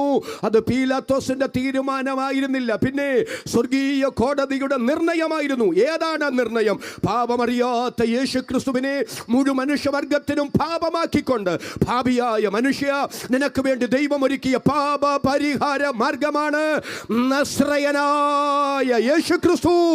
എത്ര പേർക്ക് സന്തോഷത്തോടെ ഈ രാത്രി ആ വാക്കിന് സ്തോത്രം പറയാൻ കഴിയും? അല്പം കൂടി ആ വാക്യം നിങ്ങളുടെ ശ്രദ്ധയിലേക്ക്, ക്രൂശിന് ചുവട്ടിലേക്ക് ഞാൻ നിങ്ങളെ വിളിക്കുകയാണ്. പത്രോസ് പത്രോസ് എഴുതിയ 1-ാം ലേഖനം 2-ാം അധ്യായം 24-ാമത്തെ വാക്യം. പത്രോസ് എഴുതിയ 1-ാം ലേഖനം 2-ാം അധ്യായം 24-ാമത്തെ വാക്യം. നാം പാപം സംബന്ധിച്ച് മരിച്ചു നീതിക്ക് ജീവിക്കേണ്ടതിന് അവൻ തന്റെ ശരീരത്തിൽ നമ്മുടെ പാപങ്ങളെ ചുമന്നുകൊണ്ട് ക്രൂശിന്മേൽ കയറി അവന്റെ അടിപ്പിണരുകളാൽ നിങ്ങൾക്ക് സൗഖ്യം വന്നു. പ്രിയപ്പെട്ടവരെ, ആ വാക്യത്തിലൊരു ദൈവശബ്ദം അടങ്ങിയിട്ടില്ലേ? ഞാനതൊന്ന് പറഞ്ഞോട്ടെ. ഞാൻ ഒരു പെന്തക്കോസ്ത് കുടുംബത്തിൽ ജനിച്ചയാളല്ല. ഞാൻ 13-ാമത്തെ വയസ്സിലാണ് ഈ സത്യദൈവകൃപയിലേക്ക് ഭാഗ്യവശാൽ വരാൻ ദൈവാവസരമൊരുക്കിയത്. എന്നാൽ ഞാൻ പിറന്നു വീണ വീട്ടിൽ എൻ്റെ മാതാപിതാക്കൾ, എൻ്റെ വല്യപ്പൻ, എൻ്റെ വല്യമ്മയൊക്കെ എന്നെ പറഞ്ഞു പഠിപ്പിച്ചിരുന്നത് ഈശോ മിശിഹാ എൻ്റെ പാപമെല്ലാം ക്രൂശിൽ ചുമന്നു എന്നായിരുന്നു. അതുകൊണ്ട് അവരോടൊരുമിച്ച് അവർ കാണിക്കുന്നത് പോലെ ക്രൂശെടുത്ത് മുത്തോട് മുത്തുമുത്തി ഞാനും കുഞ്ഞുനാളിൽ പാടുമായിരുന്നു, കർത്താവേ നിൻ ക്രൂശിനെ ഞാൻ ആരാധിച്ചു വണങ്ങുന്നേ, കർത്താവേ നിൻ ക്രൂശിനെ ഞാൻ ആരാധിച്ചു വണങ്ങുന്നേ എന്ന് ക്രൂശെടുത്ത് മുത്തോട് മുത്തുമുത്തി പാടുമ്പോൾ എൻ്റെ കുഞ്ഞു മനസ്സിലെ ചിന്ത മിശിഹാ തമ്പുരാൻ എൻ്റെ പാപമെല്ലാം ക്രൂശിൽ ചുമന്നു എന്നായിരുന്നു. പിന്നീട് വേദപുസ്തകം പഠിച്ചു വന്നപ്പോഴാണ് മനസ്സിലായത് യേശു ക്രൂശ് ചുമന്നു, സത്യം സത്യം സത്യം. പക്ഷേ ക്രൂശിലല്ല പാപം ചുമന്നത്, തൻ്റെ ശരീരത്തിലാണ്. ആകാശം മാറിയാലും ഭൂമി മാറിയാലും മാറാത്ത വചനം പറയുന്നു, അദ്ദേഹം തൻ്റെ ശരീരത്തിൽ നമ്മുടെ പാപങ്ങളെ ചുമന്നു, ക്രൂശിന്മേൽ കയറി. അതുകൊണ്ട് യേശു ചുമന്ന ക്രൂശിനെ അല്ല ആരാധിക്കേണ്ടത്, ക്രൂശിക്കപ്പെട്ട് അടക്കപ്പെട്ട് ഉയർത്തെഴുന്നേറ്റ് ആമേ സ്വർഗത്തിൽ ഉയരങ്ങളിൽ പിതാവിൻ്റെ വലത്തുഭാഗത്ത് ആരാധനയ്ക്ക് യോഗ്യനായി ജീവിക്കുന്ന യേശു കർത്താവിനെയാണ്. അതുകൊണ്ടാണ് വെളിപ്പാട് പുസ്തകം 5-ൽ പറയുന്നത്, ഒരുമിച്ച് കരമുയർത്തി പറ, കുഞ്ഞാടേ അങ്ങ് അറുക്കപ്പെട്ടു, അങ്ങ് ഗോത്രങ്ങളിൽ നിന്നും ഭാഷകളിൽ നിന്നും വംശങ്ങളിൽ നിന്നും ജാതികളിൽ നിന്നും ഞങ്ങളെ വിലയ്ക്ക് വാങ്ങി, അങ്ങ് ആരാധനയ്ക്ക് യോഗ്യൻ. കരമുയർത്തി സന്തോഷത്തോടെ ഈ രാത്രി ദൈവത്തിന് നന്ദി പറയാം. പിതാവും പുത്രനും പരിശുദ്ധാത്മാവുമാം ത്രിയേക ദൈവം മാത്രമാണ് ആരാധനയ്ക്ക് യോഗ്യൻ. യേശു കർത്താവ് പാപങ്ങളെ ചുമന്നുകൊണ്ട് ക്രൂശിന്മേൽ കയറി. ഇന്ന് രാത്രി ക്രൂശിന് ചുവട്ടിൽ ഒത്തിരി നേരം നിൽക്കുന്നില്ല, 2 ചിന്തകൾ കൂടെ പറയേണ്ടതായിട്ടുണ്ട്. തലയിൽ മുൾക്കിരീടം ചൂടപ്പെട്ട്, കണ്ണുകെട്ടി തല്ലപ്പെട്ട്, മുഖത്ത് തുപ്പലേൽക്കപ്പെട്ട്, പുറമുഴുവച്ചാല് പോലെ അടിച്ച് കീറപ്പെട്ട്, ക്രൂശിൻ്റെ ക്രോസ് ഭാഗം ചുമലിൽ ഏറ്റെടുത്ത് യെരൂശലേം തെരുവീഥിയിലൂടെ വലത്തോട്ടും ഇടത്തോട്ടും ഇടത്തോട്ടും വലത്തോട്ടും വീണ്ടും എണീറ്റും വീണ്ടും രക്തത്തുള്ളികൾ ഇറ്റിറ്റു വീഴ്ത്തി തലയോടിടമെന്ന ഗോൽഗൊത്ത മലയുടെ മുകളിൽ ഇരുകള്ളന്മാരുടെ നടുവിൽ അസ്ഥികളുടെ ബന്ധമെല്ലാം വിച്ഛേദിക്കപ്പെട്ട് മുൾക്കിരീടം ചൂടിയ തല ലോകത്തും മറ്റൊരിടത്തും ചായ്ച്ചു വെക്കാൻ ഇടമില്ലാതിരുന്നതുകൊണ്ട് യേശു കർത്താവ് സ്വന്തം തോളോട് തല ചായ്ച്ചു വെച്ച് പ്രാണനെ പിതൃസന്നിധിയിൽ സമർപ്പിക്കുന്നതിന് തൊട്ടു മുൻപ് മുഴു ലോകത്തോടായൊരു വിളംബരം ചെയ്തു. എത്ര പേർക്ക് സന്തോഷത്തോടെ ആമേൻ പറയാൻ കഴിയും? യേശു ക്രിസ്തു ക്രൂശിൽ കിടന്നുകൊണ്ട് അവസാനം ലോകത്തോട് പറഞ്ഞത് ഞാൻ ഇവിടം കൊണ്ട് തീർന്നെന്നല്ല, പിന്നെ എന്താണ് പറഞ്ഞത്? സകലവും നിവർത്തിയായി. എന്താണ് അതിൻ്റെ അർത്ഥം? മാനവവർഗമേ, ഞാൻ ഈ മണ്ണിൽ വന്നത് നിങ്ങളുടെ പാപം പരിഹരിക്കാനാണ്. സ്വർഗീയ നീതിന്യായ കോടതി പാപപരിഹാരത്തിന് ആവശ്യപ്പെട്ടതല്ല. ഞാൻ എൻ്റെ മരണം കൊണ്ട് ഇതാ നിവർത്തിച്ചിരിക്കുന്നു. ഇനി പാപപരിഹാരത്തിനായി ഒന്നും അവശേഷിക്കുന്നില്ല. ആത്മരക്ഷയ്ക്കായി, പാപപരിഹാരത്തിനായി ഇനി ആരും ഒന്നും ചെയ്യേണ്ടതായിട്ടില്ല. എല്ലാം ഞാനിതാ നിവർത്തിച്ചിരിക്കുന്നു. സന്തോഷത്തോടെ കരമുയർത്തി ഒരിക്കൽ കൂടി കർത്താവ് യേശുവിന് നന്ദി പറയാം. യേശു ക്രിസ്തു ഒരിക്കൽ ഇവിടെ പ്രത്യക്ഷനായി. എന്തിനു പ്രത്യക്ഷനായി? പാപപരിഹാരം വരുത്തുവാൻ പ്രത്യക്ഷനായി. പാപപരിഹാരം വരുത്താൻ പ്രത്യക്ഷനായ യേശു തൻ്റെ മരണം മൂലം പാപപരിഹാരം വരുത്തി. അതുകൊണ്ടാണ് തിരുവെഴുത്ത് പറയുന്നത് പാപപരിഹാരം വരുത്തിയ ശേഷം. ഒരാമേനെന്ന് പറഞ്ഞു. ചില രാഷ്ട്രീയ നേതാക്കന്മാരോ മറ്റേ സമൂഹം ഇഷ്ടപ്പെടുന്ന മനുഷ്യരോ എത്ര പ്രായം ചെന്ന് കോമായി കിടക്കാൻ കൊണ്ട് തുടങ്ങിയിട്ട് 3-4 വർഷമൊക്കെ ആയി കാണും. അവസാനം മരിക്കുമ്പോൾ അനുശോചന പ്രവാഹമൊക്കെ നടക്കുമ്പോൾ മനുഷ്യർ വെറുതെ കേട്ടിട്ടില്ലേ, അദ്ദേഹം അല്പകാലം കൂടെ ജീവിച്ചിരുന്നെങ്കിൽ സമൂഹത്തിന് ഇന്നതും കൂടെ ഒക്കെ സംഭാവന. നിങ്ങൾ പറഞ്ഞിട്ടുണ്ടോ അദ്ദേഹത്തെ കൊണ്ട് സമൂഹത്തിന് കിട്ടാനുള്ളതെല്ലാം കിട്ടി, എല്ലാം തികച്ചിട്ടാ അങ്ങേര് പോയതെന്ന് ആരെക്കുറിച്ചും പറയില്ല. ഒരാമേനെന്ന് പറ. അല്ലേ? പക്ഷേ യേശുക്രിസ്തുവിൻ്റെ ക്രൂശ് മരണത്തിൽ അങ്ങനെയൊന്നില്ല പ്രിയരെ. ഇനി കർത്താവായ യേശുക്രിസ്തു ഇന്നതും കൂടെ നിവർത്തിക്കാനുണ്ടായിരുന്നു എന്ന് ആർക്കും ഒരു വാക്കും പറയാൻ ഇട വരാത്ത നിലയിൽ എന്തിനാണോ വന്നത് അത് കൃത്യമായി നിറവേറ്റി. കരമുയർത്തി സ്തോത്രം ചെയ്ത് ഒരുമിച്ച് പറ. യേശുക്രിസ്തു വന്നത് പാപപരിഹാരം വരുത്താനാണ്. തൻ്റെ മരണം കൊണ്ട് യേശു പാപത്തിന് പരിഹാരം വരുത്തി. അത് തൻ്റെ മരണത്തിന് തൊട്ട് മുമ്പ് ലോകത്തോട് ഉജ്ജ്വലമായി വിളംബരം ചെയ്തു. സകലവും നിവർത്തിയായി. അതുകൊണ്ട് തിരുവെഴുത്ത് പറയുന്നു, പാപപരിഹാരം വരുത്തിയ ശേഷം. അപ്പൊ യേശുക്രിസ്തുവിന്റെ ഒന്നാമത്തെ വരവ് നമ്മുടെ പാപത്തിന്റെ പരിഹാരത്തിന് വേണ്ടിയായിരുന്നു. അത് ഹൃദയപൂർവ്വം ആരംഗീകരിക്കുന്നുവോ അവർക്ക് കിട്ടുന്ന അനുഗ്രഹമാണ് നീതീകരണം. യേശുക്രിസ്തുവിന്റെ ഒരിക്കലായി നടന്ന പ്രത്യക്ഷത, ക്രൂശ് മരണം എൻ്റെ പാപപരിഹാരത്തിന് വേണ്ടിയായിരുന്നു എന്ന് ആര് ഹൃദയപൂർവ്വം അംഗീകരിച്ച് യേശുവിനെ കർത്താവും രക്ഷിതാവുമായി സ്വീകരിക്കുന്നു അവർക്ക് ദൈവം കൊടുക്കുന്ന അതുല്യമായ അനുഗ്രഹമാണ് ദൈവിക നീതീകരണം. 2, യേശുക്രിസ്തു ഇന്ന് പ്രത്യക്ഷനായിക്കൊണ്ടിരിക്കുന്നു. എബ്രായ ലേഖനം 9:24 വായിക്കേണ്ട. എവിടെ പ്രത്യക്ഷനായിക്കൊണ്ടിരിക്കുന്നു? അത്യുന്നത ദൈവസന്നിധിയിൽ. ആർക്കു വേണ്ടി? ലോകത്തിലുള്ള എല്ലാവർക്കും വേണ്ടി അല്ല. പിന്നെ എബ്രായ ലേഖനം അറിയാവുന്ന ദൈവമക്കൾ ഒരുമിച്ചൊന്ന് സ്തോത്രം ചെയ്ത് പറഞ്ഞ്. എബ്രായ ലേഖനം 7:25 അതുകൊണ്ട് താൻ മുഖാന്തരം ദൈവത്തോട് അടുക്കുന്നവർക്ക് വേണ്ടി പക്ഷവാദം ചെയ്യുവാൻ. ഒരുമിച്ചൊന്ന് സ്തോത്രം ചെയ്ത് പറഞ്ഞ്. അതുകൊണ്ട് താൻ മുഖാന്തരം ദൈവത്തോട് അടുക്കുന്നവർക്ക് വേണ്ടി. എങ്ങനെങ്കിലും ആരെങ്കിലും മുഖാന്തരം ദൈവത്തോട് അടുക്കുന്നവർക്ക് വേണ്ടി എന്നല്ല, താൻ മുഖാന്തരം ദൈവത്തോട് അടുക്കുന്നവർക്ക് വേണ്ടി. അതിന്റെ അർത്ഥം എന്താ? ദൈവത്തോട് അടുക്കാൻ ഒരേ ഒരു മാർഗമേ ഉള്ളൂ, അത് കർത്താവായ യേശുക്രിസ്തുവാണ്. ദൈവത്തോട് അടുക്കാൻ ഒരേ ഒരു മധ്യസ്ഥൻ, അത് കർത്താവായ യേശുക്രിസ്തുവാണ്. എൻ്റെ മാന്യ സുഹൃത്തെ, താങ്കൾക്ക് ദൈവത്തിന്റെ അടുക്കൽ വരാൻ, ദൈവത്തിങ്കിൽ നിന്നൊരു കാര്യം സാധിക്കാൻ, ദൈവത്തോട് അടുക്കാൻ യേശുക്രിസ്തു എന്ന ഏക മധ്യസ്ഥൻ അല്ലാതെ മറ്റൊരു മധ്യസ്ഥൻ ഇല്ല. അത് കെ.ജെ. തോമസ് പറയുന്നതല്ല. ആകാശം മാറിയാലും ഭൂമി മാറിയാലും മാറാത്ത തിരുവെഴുത്ത് പറയുന്നു, ദൈവം ഒരുവനല്ലോ, ദൈവത്തിനും മനുഷ്യർക്കും മധ്യത്തിൽ മധ്യസ്ഥൻ ഒരുവൻ മനുഷ്യനായി തീർന്ന് ക്രിസ്തു യേശു തന്നെ. ദൈവമക്കൾ എല്ലാവരും ആ കരങ്ങൾ മുകളിലേക്ക് ഉയർത്തിപ്പിടിച്ചു. എന്നിട്ട് റോമാലേഖനം 8:34 വാക്യം ഒരുമിച്ചൊന്ന് സ്തോത്രം ചെയ്ത് പറഞ്ഞ്. ക്രിസ്തു യേശു മരിച്ചവൻ. ഒരുമിച്ചൊന്ന് സ്തോത്രം ചെയ്ത് പറ. ക്രിസ്തു യേശു മരിച്ചവൻ, മരിച്ചിട്ട് ഉയർത്തെഴുന്നേറ്റവൻ തന്നെ. അദ്ദേഹം ദൈവത്തിൻ്റെ വലത്തുഭാഗത്തിരിക്കുകയും നമുക്ക് വേണ്ടി പക്ഷവാദം കഴിക്കുകയും ചെയ്യുന്നു. കരം വീശി ഇന്ന് രാത്രി എത്ര പേർക്ക് ദൈവത്തിന് സ്തോത്രം ചെയ്യാൻ കഴിയും? എത്ര ഉജ്ജ്വലമായ വാക്യമാണ്. ക്രിസ്തു യേശു മരിച്ചവൻ, മരിച്ചിട്ട് ഉയർത്തെഴുന്നേറ്റവൻ തന്നെ. അദ്ദേഹം ദൈവത്തിന്റെ വലതുഭാഗത്തിരിക്കുകയും നമുക്ക് വേണ്ടി പക്ഷവാദം കഴിക്കുകയും ചെയ്യുന്നു. അപ്പൊ എൻ്റെ മധ്യസ്ഥനായി, എൻ്റെ പക്ഷവാദിയായി ഇന്ന് യേശു പിതൃസന്നിധിയിൽ എനിക്ക് വേണ്ടി പ്രത്യക്ഷനായിക്കൊണ്ടിരിക്കുന്നത് കൊണ്ട് എനിക്ക് കിട്ടിക്കൊണ്ടിരിക്കുന്നതാണ് വിശുദ്ധീകരണം. നീതീകരിക്കപ്പെട്ടവർ ഒരിക്കലായി യേശുവിൻ്റെ ക്രൂശിലെ മരണത്താൽ, പ്രത്യക്ഷതയാൽ നീതീകരിക്കപ്പെട്ടവർ ഇന്ന് യേശു സ്വർഗത്തിൽ പ്രത്യക്ഷനായിക്കൊണ്ടിരിക്കുന്നത് കൊണ്ട് നമുക്ക് വേണ്ടി സംസാരിക്കുന്ന ഹാബേലിൻ്റെ രക്തത്തെക്കാൾ ഗുണകരമായി സംസാരിക്കുന്ന പുണ്യാഹ രക്തവും നമുക്ക് വേണ്ടി ഇന്ന് പിതൃസന്നിധിയിൽ അഡ്വക്കറ്റായി, പക്ഷപാതിയായി നമ്മുടെ കർത്താവും ഉള്ളത് കൊണ്ട് ഞാൻ ഈ പുൾപിറ്റിൽ നിൽക്കുന്നത്, കസാരയിൽ ഞാനും നിങ്ങളും ഇരിക്കുന്നത് നമ്മുടെ ഭക്തിയുടെ ആധിക്യം കൊണ്ടല്ല, പ്രാർത്ഥനയുടെ കൂടുതൽ കൊണ്ടല്ല, വിശുദ്ധ ജീവിതത്തിന്റെ തിളക്കം കൊണ്ടുമല്ല. ചതഞ്ഞ ഓട ഓടിക്കാത്ത ദൈവം, പുകയുന്ന തിരിയെ കെടുത്താത്ത ദൈവം തൻ്റെ കരുണയാൽ, തൻ്റെ ദയയാൽ നമ്മെ സഹിച്ച് പുറത്ത് ചേർത്ത് പിടിച്ചത് കൊണ്ടാണെന്ന് ഇന്ന് രാത്രി ഓർത്തോർത്ത് ദൈവത്തിന് സ്തോത്രം പറയാൻ എത്ര പേർക്ക് മനസ്സുണ്ട്? അവർക്കായി ഞാൻ ദൈവത്തെ സ്തുതിക്കുന്നു. ദൈവിക കാര്യപരിപാടികൾക്കായി ഈ രാത്രി ഞാൻ എൻ്റെ ദൈവത്തെ ആരാധിക്കുന്നു. അപ്പോൾ യേശു ക്രിസ്തു ഒരിക്കലായി പ്രത്യക്ഷനായപ്പോൾ എനിക്ക് നീതീകരണം കിട്ടി. ഇന്ന് യേശു സ്വർഗത്തിൽ പിതൃസന്നിധിയിൽ എനിക്ക് വേണ്ടി പ്രത്യക്ഷനായിക്കൊണ്ടിരിക്കുന്നത് കൊണ്ട് എനിക്ക് വിശുദ്ധീകരണം കിട്ടിക്കൊണ്ടിരിക്കുന്നു. 3, ഇനി യേശു പ്രത്യക്ഷനാകും. എബ്രായ ലേഖനം 9:28 അറിയാവുന്ന ദൈവമക്കളെന്ന് പറഞ്ഞ്.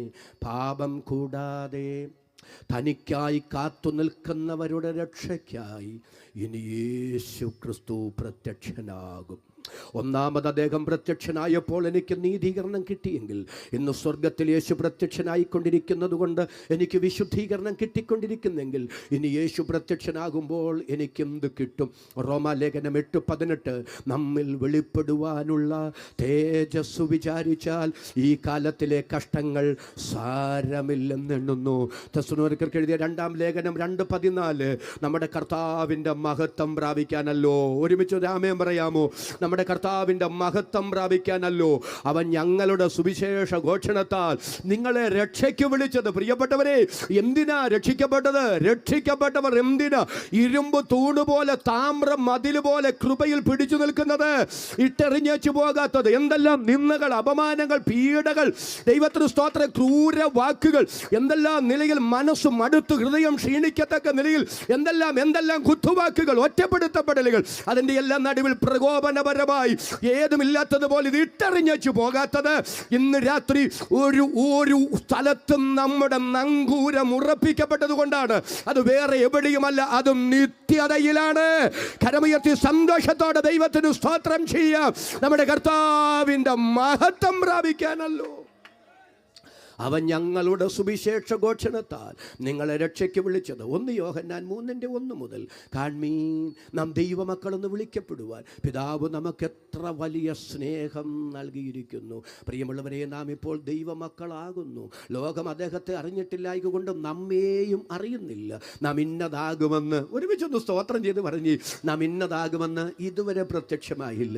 എന്നാൽ അദ്ദേഹം ആര്? കർത്താവായ യേശു ക്രിസ്തു പ്രത്യക്ഷനാകുമ്പോൾ നാം അദ്ദേഹത്തെ താനിരിക്കും പോലെ തന്നെ കാണുന്നതാകൊണ്ട് അദ്ദേഹത്തോട് സദൃശന്മാരാകും. ഫിലിപ്പിയർ ലേഖനം 3-ാം അധ്യായം 20-21 വാക്യങ്ങൾ. നമ്മുടെ പൗരത്വമോ സ്വർഗത്തിലാകുന്നു.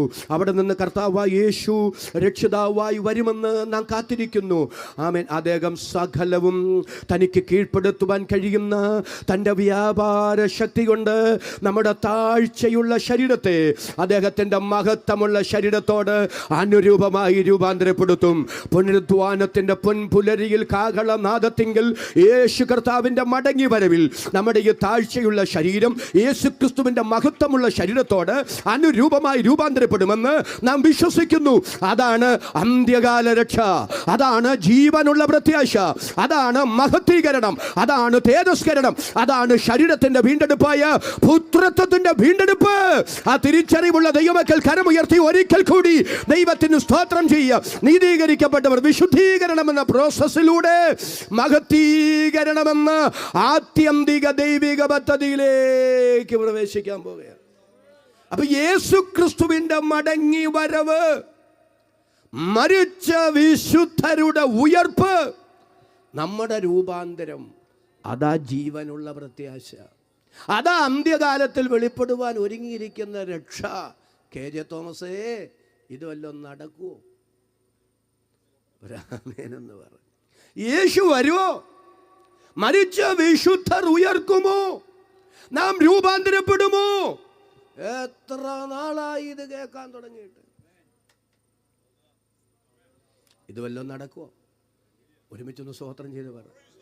ആരെല്ലാം എന്തെല്ലാം പറഞ്ഞാലും, നടക്കത്തില്ലെന്ന് പറഞ്ഞാലും, നടക്കാൻ സാധ്യതയില്ലെന്ന് ലോകം മുഴുവൻ വിധി പറഞ്ഞാലും, ഇന്ന് രാത്രി ഞാൻ പറയുന്നു, യേശു മടങ്ങി വരും. എത്ര പേർക്ക് അധരം തുറന്ന് ആമേൻ പറയാൻ കഴിയും? യേശു മടങ്ങി വരും. മരിച്ച വിശുദ്ധർ ഉയർക്കും. ജീവനോടെ ശേഷിക്കുന്ന ദൈവ മക്കൾ രൂപാന്തരപ്പെടും. നമ്മുടെ തേജസ്കരണം നടക്കും പ്രിയരെ, നമ്മുടെ മഹത്വീകരണം നടക്കും പ്രിയരെ, നമ്മുടെ ജീവനുള്ള പ്രത്യാശ ഭൂവണിയും പ്രിയരെ. അന്ത്യകാല രക്ഷ സാക്ഷാത്കരിക്കപ്പെടും. അറിഞ്ഞധരം തുറന്ന് ആമേൻ പറയാൻ എത്ര പേർക്ക് മനസ്സുണ്ട്? അവർക്കായി ദൈവത്തെ സ്തുതിക്കുന്നു. അത് ഉറപ്പായും നടക്കുമെന്ന് ദൈവം എനിക്കൊരു ഉറപ്പ് തന്നു. അതിനാ KJ തോമസ്, അത് നടക്കുമെന്ന് ദൈവം തന്ന ഉറപ്പ് കുറിവാക്യത്തിൽ തന്നെയുണ്ട്. വായിച്ചോളൂ. പത്രോസിൻ്റെ ഒന്നാം ലേഖനം 1-ാം അധ്യായം 3-4 വാക്യങ്ങൾ ഒന്നുകൂടെ വായിച്ചു. നമ്മുടെ കർത്താവായ യേശുക്രിസ്തുവിന്റെ പിതാവായ ദൈവത്തിന് സ്തോത്രം. അവൻ മരിച്ചവരുടെ ഇടയിൽ നിന്നുള്ള യേശുക്രിസ്തുവിന്റെ പുനരുത്ഥാനത്താൽ മതി. എത്ര പേർക്ക് മനസ്സിലായ വാക്യം? യേശു മടങ്ങി വരുമെന്ന്, മരിച്ച വിശുദ്ധർ ഉയർക്കുമെന്ന്, നാം രൂപാന്തരപ്പെടുമെന്ന് ദൈവം തന്ന ഉറപ്പാണ് യേശുക്രിസ്തുവിന്റെ ഉയർത്തെഴുന്നേൽപ്പ്. അയൽപക്കത്തുകാരൻ പട്ടിണി കിടക്കുമ്പോൾ വയറ് നിറച്ച് തിന്നുന്ന മനുഷ്യനല്ലെന്ന് പറഞ്ഞ് മനുഷ്യ പുങ്കുവന്മാർ ഒട്ടനവധി മണ്ണിലൂടെ കടന്നു വന്നുപോയി. അവർ മരിച്ചു. അവരുടെ ശവക്കല്ലറ ഇന്ന് രാത്രിയും അടഞ്ഞു കിടക്കുന്നു. ഈ ഭൂമുഖത്ത് ഏതെങ്കിലും ഒരു ജീവി വിശന്ന് പൊരിഞ്ഞു ശ്വാസോച്ഛ്വാസം ചെയ്യുന്നെങ്കിൽ ഈശ്വരൻ്റെ മുഖത്ത് നോക്കി എനിക്ക് മോക്ഷം വേണ്ട എന്ന് തീർത്തു പറയുമെന്ന് പറഞ്ഞ് ശ്രീബുദ്ധനെ പോലെയുള്ള ആത്മീകാചാര്യന്മാർ അവരുടെ ശവക്കൂനകളും ഇന്ന് രാത്രി അടഞ്ഞു കിടക്കുന്നു. എന്തിനേറെ പറയുന്നു, ലോക തൊഴിലാളി വർഗത്തിൻ്റെ പഴം തൊട്ടി മുതൽ രാഷ്ട്രീയ ആചാര്യന്മാരുടെ തങ്കത്തളികയിൽ വരെ വിപ്ലവത്തിൻ്റെ വിത്ത് വിതച്ച പ്രത്യയ ശാസ്ത്രത്തിൻ്റെ വക്താക്കൾ അവരുടെ ശവകുടീരങ്ങളും ഇന്ന് രാത്രി അടഞ്ഞു കിടക്കുമ്പോൾ പാലസ്തീൻ്റെ പച്ചമണ്ണിൽ അദ്ദേഹം ഇവിടെയില്ല, അദ്ദേഹം ഉയർത്തെഴുന്നേറ്റു എന്നുറക്ക പ്രഖ്യാപിച്ച് ഇന്ന് രാത്രിയിലും തുറക്കപ്പെട്ടൊരു കല്ലറയുണ്ട്. അതാണ് യേശുവിൻ്റെ കല്ലറ എന്ന് കേൾക്കുമ്പോൾ ഞാൻ പറയാതെ തന്നെ, പരപ്രേരണ കൂടാതെ തന്നെ അധരം തുറന്നു ദൈവത്തിന് സ്തോത്രം പറയാൻ ഈ രാത്രി എത്ര പേർക്ക് മനസ്സുണ്ട്?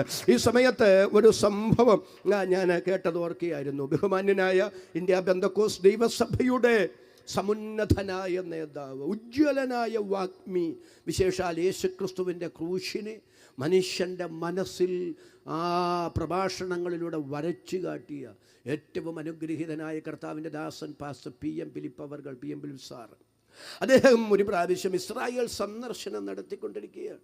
ഇസ്രായേൽ ദേശത്ത് ചെന്ന് യേശു കർത്താവ് ജനിച്ച, ജീവിച്ച, സഞ്ചരിച്ച, അത്ഭുതങ്ങൾ പ്രവർത്തിച്ച സ്ഥലങ്ങളിലൂടെയൊക്കെ ഇങ്ങനെ സഞ്ചരിച്ച് അതൊക്കെ കണ്ടും കേട്ടും മനസ്സിലാക്കി പോവുകയാണ്. അവസാനം യേശു ക്രിസ്തുവിൻ്റെ കല്ലറയ്ക്കരികിലെത്തി. കല്ലറയിൽ എല്ലാവരും കിടക്കാൻ നേരത്ത് ബഹുമാന്യനായ PM ഫിലിപ്പ് സാറ് കല്ലറയോടുള്ള ആദരവ് നിമിത്തം തലയിലൊരു തൊപ്പി, ചൂടല്ലേ അതുകൊണ്ട് ചൂടധികം ഏൽക്കാതിരിക്കാൻ തലയിലൊരു തൊപ്പി വെച്ചിട്ടുണ്ടായിരുന്നു. കല്ലറയിലേക്ക് കിടക്കാൻ നേരത്ത് തലയിൽ നിന്ന് ആ തൊപ്പി ഊരിയപ്പോൾ കൂടെ നിന്ന് ഗൈഡ് പറയുകയാണ്, സാറേ തൊപ്പി ഊരണ്ട, കാരണം ആളകത്ത്. അപ്പം ലോകത്തിലുള്ള എല്ലാ കല്ലറകളിലേക്കും മനുഷ്യർ ഒഴുകുന്നത് ആ കല്ലറയ്ക്കകത്തുള്ളവരുടെ എന്തെങ്കിലും ഭൗതിക അവശിഷ്ടങ്ങൾ ഉള്ളതുകൊണ്ടാണ്. എന്നാൽ യേശു ക്രിസ്തുവിൻ്റെ കല്ലറയ്ക്കകത്ത് ആ അവശിഷ്ടമുണ്ടാകുമായിരുന്നെങ്കിൽ, ആ ഭൗതിക ശരീരം അവശേഷിക്കുമായിരുന്നെങ്കിൽ ക്രിസ്തീയ വിശ്വാസത്തിന് പ്രസക്തിയില്ലാതെ വരുമായിരുന്നു. ഇന്ന് രാത്രിയിലെ പ്രഭാഷണങ്ങൾ കേവലം ആദര ചർവണമാകുമായിരുന്നു. എന്നാൽ ആ കല്ലറയ്ക്കകത്ത് ശരീരം ഇല്ലാത്തത് കൊണ്ട് എല്ലാവരും ആദരിക്കുന്ന ഒരു കല്ലറ അത് യേശു ക്രിസ്തുവിന്റെ കല്ലറയാണ്. കരമുയർത്തി ശക്തിയോടെ ഈ രാത്രി ദൈവമക്കൾ ദൈവത്തിന് സ്തോത്രം ചെയ്യുക. ആ തുറക്കപ്പെട്ട കല്ലറ നമുക്ക് ഉറപ്പു തരുന്നു, യേശു ക്രിസ്തു മടങ്ങി വരും, മരിച്ച വിശുദ്ധർ ഉയർക്കും, ജീവനോടെ ശേഷിക്കുന്ന നാം രൂപാന്തരപ്പെട്ട് യേശുവിനെ എതിരേൽപ്പാൻ ആകാശമേഘങ്ങളിൽ എടുക്കപ്പെടും. അതിന് പൗലോസ് പറയുന്ന ഒരു ഉദാഹരണം പറഞ്ഞ് അവസാനിപ്പിക്കുകയാണ്. കൊരിന്ത്യർ ലേഖനം 1 കൊരിന്ത്യർക്ക് എഴുതിയ 1-ാം ലേഖനം വായിക്കേണ്ട 15-ാം അധ്യായത്തിൽ എല്ലാ ദൈവമക്കളും അറിയാവുന്നവരൊന്ന് സ്തോത്രം ചെയ്ത് പറയണം, ആദ്യ ഫലം ക്രിസ്തു. ഒരുമിച്ചൊന്ന് സ്തോത്രം ചെയ്ത് പറഞ്ഞ്, ആദ്യ ഫലം ക്രിസ്തു, പിന്നെ ക്രിസ്തുവിനുള്ളവർ അദ്ദേഹത്തിൻ്റെ വരവെങ്കിൽ. എന്താണ് അതിൻ്റെ അർത്ഥം? യഹൂദ ചരിത്രകാരനായ ജോസിഫസ് ഈ ആദിബലക്കറ്റയ്ക്ക് കൊടുത്തിരിക്കുന്ന ഒരു നിർവചനമുണ്ട്. അതിനോട് ബന്ധപ്പെട്ടാണ് ഈ കാര്യങ്ങൾ ശ്രദ്ധിക്കുക. ഈ യഹൂദന്മാരുടെ 7 പെരുന്നാൾ, അതിലൊരു പെരുന്നാളാണ് ആദ്യബലക്കറ്റ പെരുന്നാൾ. ആദ്യബലക്കറ്റ പെരുന്നാളിന് 3 ദിവസം മുമ്പ് യഹൂദ പുരോഹിതനും ജനവും കൂടെ വയലിലേക്ക് വരുന്നു. എന്നിട്ട് സന്ധ്യയായോ സൂര്യൻ അസ്തമിച്ചോ എന്ന് ചോദിക്കുന്നു. സന്ധ്യയായി സൂര്യൻ അസ്തമിച്ചു എന്ന് പറയുമ്പോൾ ആ വയലിൽ നിന്ന് ആദ്യബലക്കറ്റ കൊയ്തെടുക്കുന്നു. കൊയ്തെടുക്കപ്പെട്ട ഈ ആദ്യബലക്കറ്റ ദൈവാലയത്തിൽ മഹാപുരോഹിതൻ്റെ കയ്യിൽ കൊടുക്കുന്നു. മഹാപുരോഹിതൻ ആ കറ്റ 3 ദിവസം തിരശീലയുടെ മുൻപിൽ വയ്ക്കുന്നു. 3-ാമത്തെ ദിവസം തൻ്റെ കരത്തിലെടുത്ത ആദ്യഫലക്കറ്റ വീശുന്നു. അതിന് പറയുന്ന പേരാണ് നീരാജനം ചെയ്യുക. അതാണ് പൗലോസ് പറയുന്നത്. ഒരുമിച്ച് നാമേം പറഞ്ഞ് ആദ്യഫലം ക്രിസ്തു. എന്താ അതിൻ്റെ അർത്ഥം? യഹൂദൻ്റെ വയലിൽ നിന്ന് ആദ്യഫലക്കറ്റ കൊയ്തെടുക്കപ്പെടുന്നത് പോലെ മനുഷ്യവർഗത്തിൻ്റെ പാപപരിഹാരത്തിന് വേണ്ടി യേശു ക്രൂശിൽ മരിച്ചു. ആ കറ്റ 3 ദിവസം തിരശ്ശീലയുടെ മുമ്പിൽ വയ്ക്കുന്നത് പോലെ യേശുവിൻ്റെ ശരീരവും യോസേപ്പിൻ്റെ കല്ലറയിൽ വെച്ചു. എന്നാൽ ആ കറ്റ 3-ാം ദിവസം എടുത്തുയർത്തി വീശി നീരാജനം ചെയ്യുന്നത് പോലെ അരിമത്യക്കാരൻ യോസേപ്പിൻ്റെ പുതുപുത്തൻ കല്ലറ അദ്ദേഹത്തിന് തന്നെ തിരികെ കൊടുത്തുകൊണ്ട് മരണത്തെയും പാതാളത്തെയും തോൽപ്പിച്ച് കർത്താവ് യേശു ക്രിസ്തു ഉയർത്തെഴുന്നേറ്റു. ഒരിക്കൽ കൂടെ സന്തോഷത്തോടെ ഈ രാത്രി ദൈവത്തിന് നന്ദി പറയാം. അതാണ് പൗലോസ് പറയുക, ആദ്യ ഫലം ക്രിസ്തു. അടുത്തത്, പിന്നെ ക്രിസ്തുവിനുള്ളവർ അവൻ്റെ വരവെങ്കിൽ. എന്താണ് അതിൻ്റെ അർത്ഥമെന്നറിയാമോ? ഇവിടെ നീരാജനം ചെയ്യപ്പെട്ട ആദ്യഫലക്കറ്റ മറ്റൊന്നിൻ്റെ സൂചനയാണ്, മറ്റൊന്നിൻ്റെ മുന്നോടിയാണ്. അത് വാക്കും ഭാഷണവും കൂടാതെ പറയുന്ന ഒരു സന്ദേശമുണ്ട്. എന്താണെന്നറിയാമോ? ആ വയലിൽ നിന്ന് ആദ്യഫലക്കറ്റ മാത്രമേ കൊയ്തെടുക്കപ്പെട്ടിട്ടുള്ളൂ. ഈ ആദ്യഫലക്കറ്റ കൊയ്തെടുക്കപ്പെട്ട വയലിൽ അടുത്തൊരു കൊയ്ത്ത് നടക്കാൻ പോകുകയാണ്. ഇനി നടക്കാൻ പോകുന്ന കൊയ്ത്തിൻ്റെ സൂചനയായിരുന്നു, മുന്നോടിയായിരുന്നു. അവിടെ നീരാജനം ചെയ്യപ്പെട്ട ആദ്യഫലക്കറ്റയെങ്കിൽ പൗലോസ് പറയുകയാണ്, ഈ ഉയർത്ത കർത്താവും ഒന്നിൻ്റെ മുന്നോടിയാണ്, ഉയർത്ത കർത്താവും ഒന്നിൻ്റെ ഉറപ്പാണ്, ഉയർത്ത കർത്താവും ഒന്നിൻ്റെ സൂചനയാണ്. എന്തിൻ്റെ സൂചന? കർത്താവ് യേശു ക്രിസ്തു ഉയർത്ത മണ്ണിൽ. ഒരുമിച്ചൊരാമേൻ പറയാമോ? കർത്താവ് യേശു ക്രിസ്തു ഉയർത്ത മണ്ണിൽ മറ്റൊരു ഉയർപ്പ് നടക്കാൻ പോകുകയാണ്. ആരുടെ? എപ്പോൾ? കർത്താവ് തൻ ഗംഭീരനാദത്തോടും പ്രധാന ദൂതന്റെ ശബ്ദത്തോടും ദൈവത്തിന്റെ കാഹളത്തോടും കൂടെ സ്വർഗത്തിൽ നിന്ന് ഇറങ്ങി വരാൻ പോകുന്നു. ക്രിസ്തുവിൽ മരിച്ച കോടാനുകോടി വിശുദ്ധന്മാർ, വിശുദ്ധമതികൾ കല്ലറകളെ ഭേദിച്ച് കുഴിമാടങ്ങളെ പിളർന്ന് ഉയർത്തെഴുന്നേറ്റ് വരാൻ പോകുന്നു. എന്റെ ശവങ്ങൾ എണീക്കും, എന്റെ മൃതന്മാർ ജീവിക്കും, ഭൂമി പ്രേതന്മാരെ പ്രസവിക്കുമല്ലോ. കരമുയർത്തി, ശബ്ദമുയർത്തി ഒരിക്കൽ കൂടി ഈ രാത്രി ദൈവത്തിന് സ്തോത്രം ചെയ്യാം. വേദപുസ്തകം പറയുന്ന വാക്ക്, എനിക്ക് ഇയർ ബാലൻസിൻ്റെ ഒരു പ്രശ്നമായതുകൊണ്ട് ഞാൻ തുള്ളിച്ചാടി ഇത്രയും ശാന്തമായിട്ട് പ്രസംഗിക്കുന്ന ആദ്യമായിട്ടാണ്. ആവേശം വരുമ്പോൾ തുള്ളിച്ചാടി പ്രസംഗിക്കുന്ന ഒരു പതിവാണ്. പക്ഷെ ഇന്ന് രാത്രി ഞാനൊന്ന് സ്തോത്രം ചെയ്ത് പറയുകയാണ്. യേശുവിൻ്റെ തുറക്കപ്പെട്ട കല്ലറ നമുക്കൊരു ഉറപ്പ് തരികയാണ്. എന്താ പൗലോസ് പറയുന്നത്? യേശു ക്രിസ്തുവിനെ മരിച്ചവരിൽ നിന്ന് ഉയർത്തെഴുന്നേൽപ്പിച്ചവൻ്റെ ആത്മാവ് നിങ്ങളിൽ വസിക്കുന്നു എങ്കിൽ യേശു ക്രിസ്തുവിനെ മരിച്ചവരിൽ നിന്ന് എഴുന്നേൽപ്പിച്ചതുപോലെ ഒരു നാമേം പറയാമോ? നമ്മെയും ഉയർത്തും, നമ്മെയും ഉയർപ്പിക്കും. പൗലോസ് പറയുന്നുണ്ട്, നിങ്ങളെയും എന്നെയും ഉയർപ്പിക്കും. ഇന്ന് രാത്രി ഞാൻ പറയാം, കഴിഞ്ഞ 2026 വർഷമായി തുറക്കപ്പെട്ട കല്ലറ നമ്മോട് പറയുന്നു, യേശു ക്രിസ്തു മടങ്ങി വരും. മരിച്ച വിശുദ്ധർ ഉയർക്കും, നാം രൂപാന്തരപ്പെടും, ജീവനുള്ള പ്രത്യാശ പൂവണിയും, അന്ത്യകാല രക്ഷ സാക്ഷാത്കരിക്കപ്പെടും. യേശു കർത്താവ് മടങ്ങി വരാൻ പോകുന്നു. കൃപ ലഭിച്ച ദൈവമക്കൾ ഒരുമിച്ച് കരമുയർത്തി സ്തോത്രം ചെയ്തു പറ. എബ്രായർ 10:37, ഇനി എത്രയും അല്പകാലം കഴിഞ്ഞിട്ട് വരുവാനുള്ളവൻ വരും, താമസിക്കുകയുമില്ല. യേശു ക്രിസ്തു മടങ്ങി വരാൻ പോകുന്നു. എല്ലാവരും അതാത് സ്ഥാനങ്ങളിൽ ഒന്ന് എഴുന്നേറ്റ് നിൽക്കാം. എല്ലാവരും അതാത് സ്ഥാനങ്ങളിൽ ഒന്ന് എഴുന്നേറ്റ് നിൽക്കാം. കൊയർ ഇപ്പോൾ മുൻപോട്ട് കടന്നു വരും. ഒരുമിച്ചൊരു ഗാനത്തിൻ്റെ ഈരടികളൊന്ന് ചേർന്ന് പാടി കൃത്യസമയത്ത് പ്രാർത്ഥിച്ച് ആശീർവാദം പറഞ്ഞ് ഇന്ന് രാത്രി നിങ്ങളെ വിടും. എന്നാൽ അതിനു മുമ്പ് നിങ്ങൾക്ക് വേണ്ടി പ്രാർത്ഥിക്കാൻ ആത്മാവിൽ എനിക്കൊരു നിയോഗമുണ്ട്. അതിനു മുമ്പ് നമുക്ക് ഗാനം ചേർന്ന് പാടി കർത്താവിന് നന്ദി പറയാം. ഉലകമഹാന്മാർ അഖിലരും ഒരുപോൽ ഉറങ്ങുന്ന കല്ലറയിൽ. ഹല്ലേലൂയ. എല്ലാ കരങ്ങളും അടിച്ച്, എല്ലാ ധരങ്ങളും തുറന്ന് ഒരുമിച്ച് പാടി നമ്മുടെ കർത്താവിനെ മഹത്വപ്പെടുത്താം.